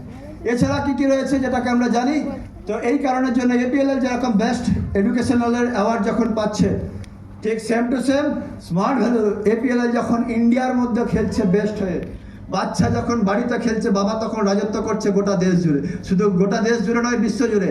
যার উদাহরণ আমরা দেখেছিলাম ওয়ার্ল্ডের গ্রেটেস্ট ব্যান্ড 2017-18-তে, যেটা দুবাইতে সেরিমনি হয়েছিল, সেখানে দ্য ওয়ার্ল্ডের গ্রেটেস্ট ব্র্যান্ড হিসেবে আমাদের স্মার্ট ভ্যালু অ্যাওয়ার্ড পেয়েছে। এবং আমরা খুব লাকি না, এরকম একটা ইন্ডাস্ট্রিতে আমরা কিন্তু রয়েছি। এছাড়াও আরও লটস অফ অ্যাচিভমেন্ট আমাদের স্মার্ট ভ্যালুতে রয়েছে, কত বলবো, মানে এত অ্যাচিভমেন্ট পাওয়া আছে যে কত বলবো। ইন্ডিয়ার signature brand, top MSME brand হিসেবে প্রচুর প্রচুর make in India emerging leader. শুধু তাই নয়, তার সঙ্গে সঙ্গে কোভিডের সময়তেও আমাদের স্মার্ট ভ্যালু সোসাইটির পাশে ছিল বলে কোভিড ওয়ারিয়ার্স অ্যাওয়ার্ডও সেই সময় কিন্তু স্মার্ট ভ্যালু পেয়ে এসেছে। শুধু তাই নয়, আজকে তার সাথে সাথে যেটাকে রয়েছে আত্মনির্ভর ভারত, যে অ্যাওয়ার্ডও কিন্তু আজকে স্মার্ট ভ্যালু ঝুলিতে আছে। একবার বিজ্ঞান হবে তো নাকি? এবং আমরা লেটেস্ট দুটো জিনিসকেও আমরা দেখতে পেয়েছি, দুটো অ্যাওয়ার্ডকে আমরা লেটেস্ট আমরা দেখতে পেয়েছি, যেটা হচ্ছে pride of Bharat. Pride of Bharat মানে ভারতবর্ষের গৌরব, সেই অ্যাওয়ার্ডও অলরেডি আজকে স্মার্ট ভ্যালুর কাছে রয়েছে। তাহলে আমরা সত্যি গর্বিত তো এরকম একটা অর্গানাইজেশনের সঙ্গে থাকতে। এছাড়া কী কী রয়েছে? এছাড়া শুধু তাই নয়, আমরা রিসেন্ট আমরা দেখতে পেয়েছি যে ইন্ডিয়ার মোস্ট যেটাকে রয়েছে মানে স্টেবল, যেটাকে মানে wellness company, the best wellness company of the ইয়ার, সেই অ্যাওয়ার্ডও কিন্তু আজকে স্মার্ট ভ্যালু পেয়ে এসছে। কিছুদিন আগে আমরা নিশ্চয়ই সেটাকে আমরা দেখি।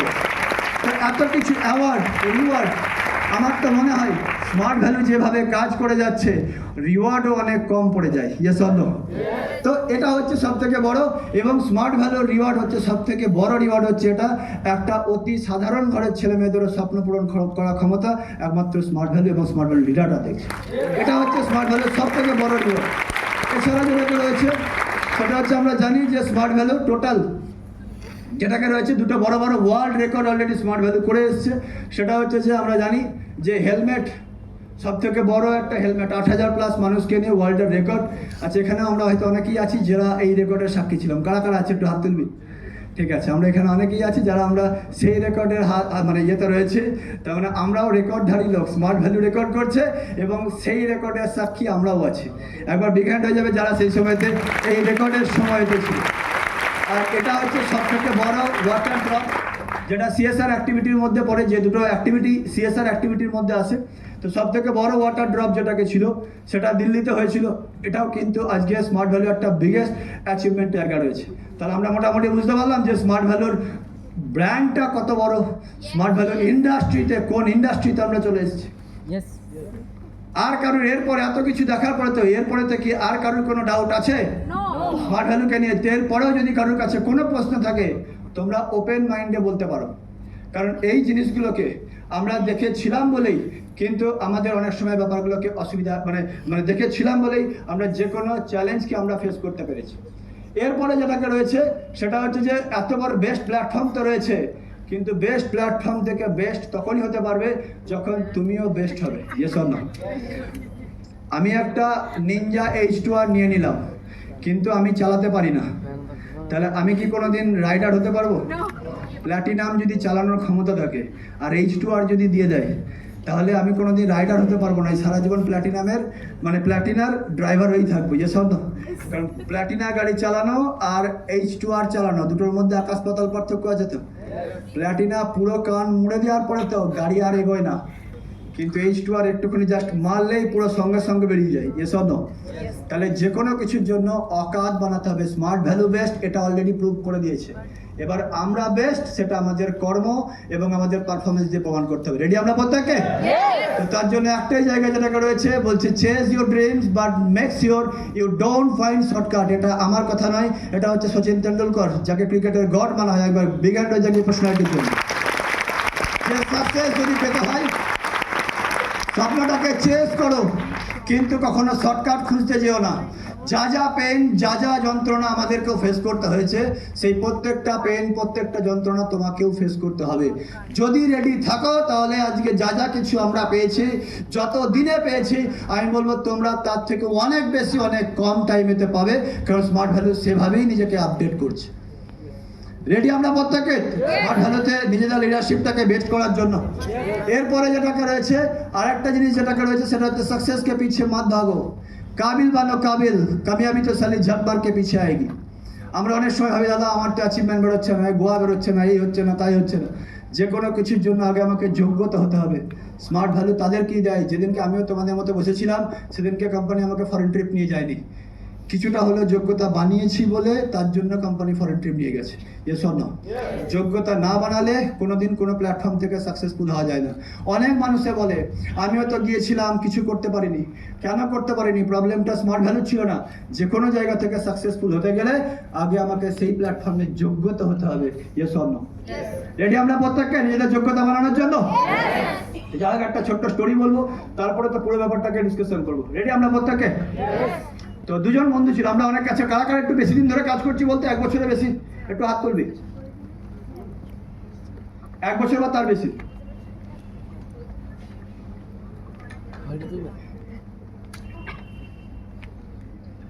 অনেকে আছে 1 বছর বা তার বেশি। আচ্ছা, কারা কারা ফিল্ড ওয়ার্ক করতে যাচ্ছি, অথচ টিম হচ্ছে না, একটু কষ্ট হচ্ছে, ব্যথা লাগছে, কারা কারা রয়েছে একটু হাত তুলতো।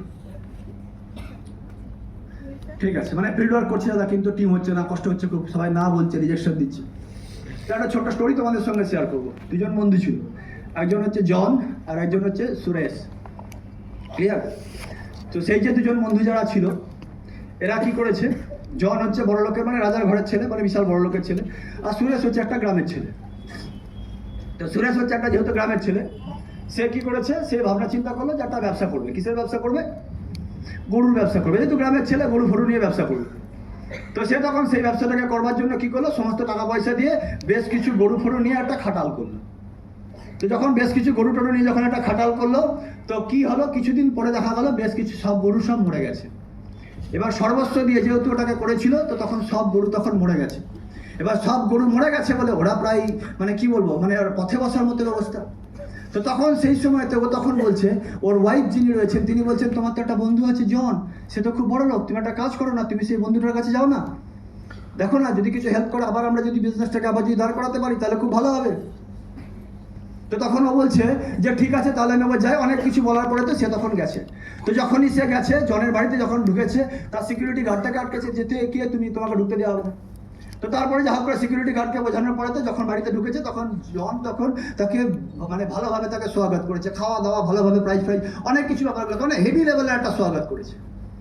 তো খাওয়া দাওয়া করিয়ে তাকে রেখে দিয়েছে, হেভি লেভেলে যখন স্বাগত করিয়েছে, তারপরে তো তাকে জিজ্ঞেস করছে, এবার ওর বউ বলছে যে এবার তাহলে ওই কথাটা পারো যে কিছু হেল্প করার জন্য ব্যবসাটা ডুবে গেছে।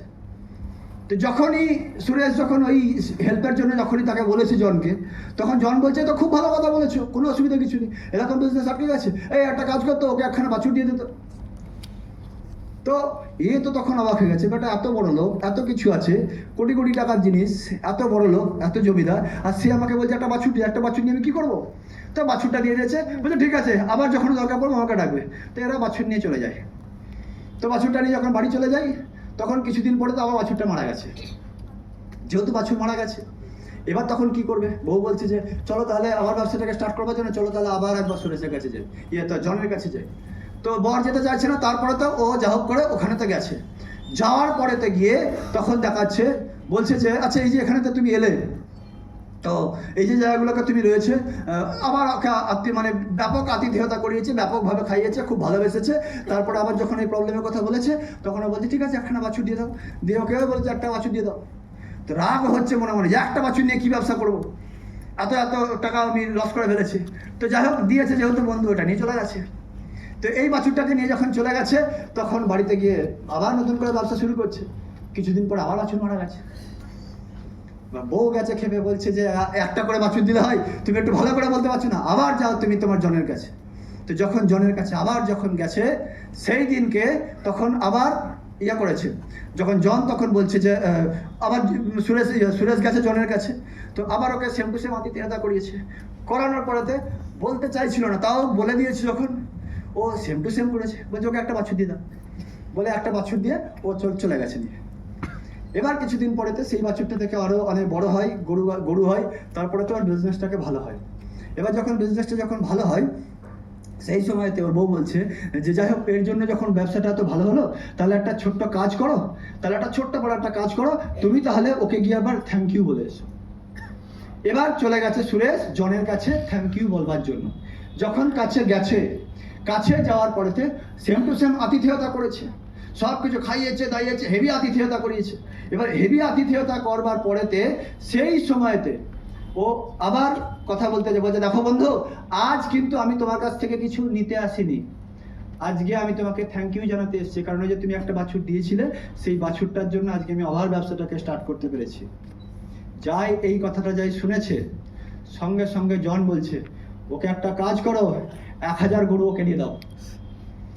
এ বন্ধু তো তখন খুব রেগে গেছে, বেটা যখন আমার দরকার ছিল তখন একটা করে বাছুর ঠেলছিলি, আর আজকে আমার যখন সব হয়ে গেছে এখন বলছি 1000 গরু নিয়ে যা। তো বলছে একটা কাজ করো, ওকে 1000 গরু দিয়ে দাও। তো ও তখন হঠাৎ করে অবাক হয়ে গেছে, বলছে আচ্ছা তুমি তো বন্ধু আমার জন, তো যখন আমার দরকার ছিল তখন তুমি আমাকে একটা করে বাছুর দিয়ে পাঠিয়ে দিচ্ছিলে, আজ আমার দরকার নেই, অলরেডি আমার খাটাল রেডি হয়ে গেছে, আজকে তুমি আমাকে 1000 গরু কেন দিচ্ছ? তখন সেই সময় জন একটা ভালো কথা বলেছিল, বলছে যে আজ আমি তোমাকে 1000 গরু এ কারণের জন্য দিচ্ছি, কারণ এখন তুমি গরুদেরকে বাঁচাতে শিখে গেছো।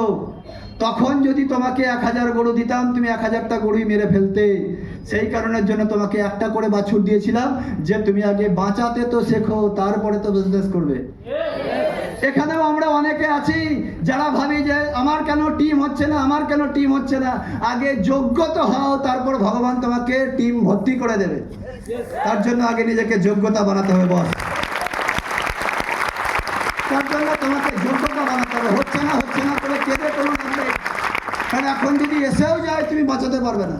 কারণ আমার এখনো মনে আছে আমি কেঁদেছি যখন 2-4টা যখন ইনভাইটিং যখন আসেনি, আমিও কেঁদেছি যে আমার দ্বারা হচ্ছে না ম্যাডাম, আমার দ্বারা এসে হবে না, আমি এসব কাজ পারবো না। সেদিনকে ম্যাডাম আমাকে একটা কথাই বলেছিলেন যে যেদিনকে তুই তৈরি হবি সেদিনকে তোর লোকের অভাব হবে না। আজকে খুব গর্বের সঙ্গে খুব বলতে খুব ভালো লাগে যে আজকে মোটামুটি ভগবানের আশীর্বাদে টোটাল টিমের যে জায়গা থেকে আজকে ওয়েস্ট বেঙ্গলের এমন কোনো ডিস্ট্রিক্ট নেই যে ডিস্ট্রিক্টে আজকে আমার টিম নেই। This is the power of smart value platform. আমি কিছুই নেই, তো তোমাদেরকে যোগ্যতা বানাতে হবে। রেডি আমরা বলতে থাকি? লাস্ট একটা জাস্ট ভিডিও দেখে আজকে সেশনটাকে শেষ করবো, তারপরে তো আরও ধামাকাদার জায়গাগুলোকে হবে যে যোগ্যতা বানালে স্মার্ট ভ্যালু কি দিতে পারে। তার ছোট্ট একটা টেলার আমরা দেখে নেব, যেটা অলরেডি 7 তারিখে হতে চলেছে দিল্লিতে এক বিশাল মহাযজ্ঞ।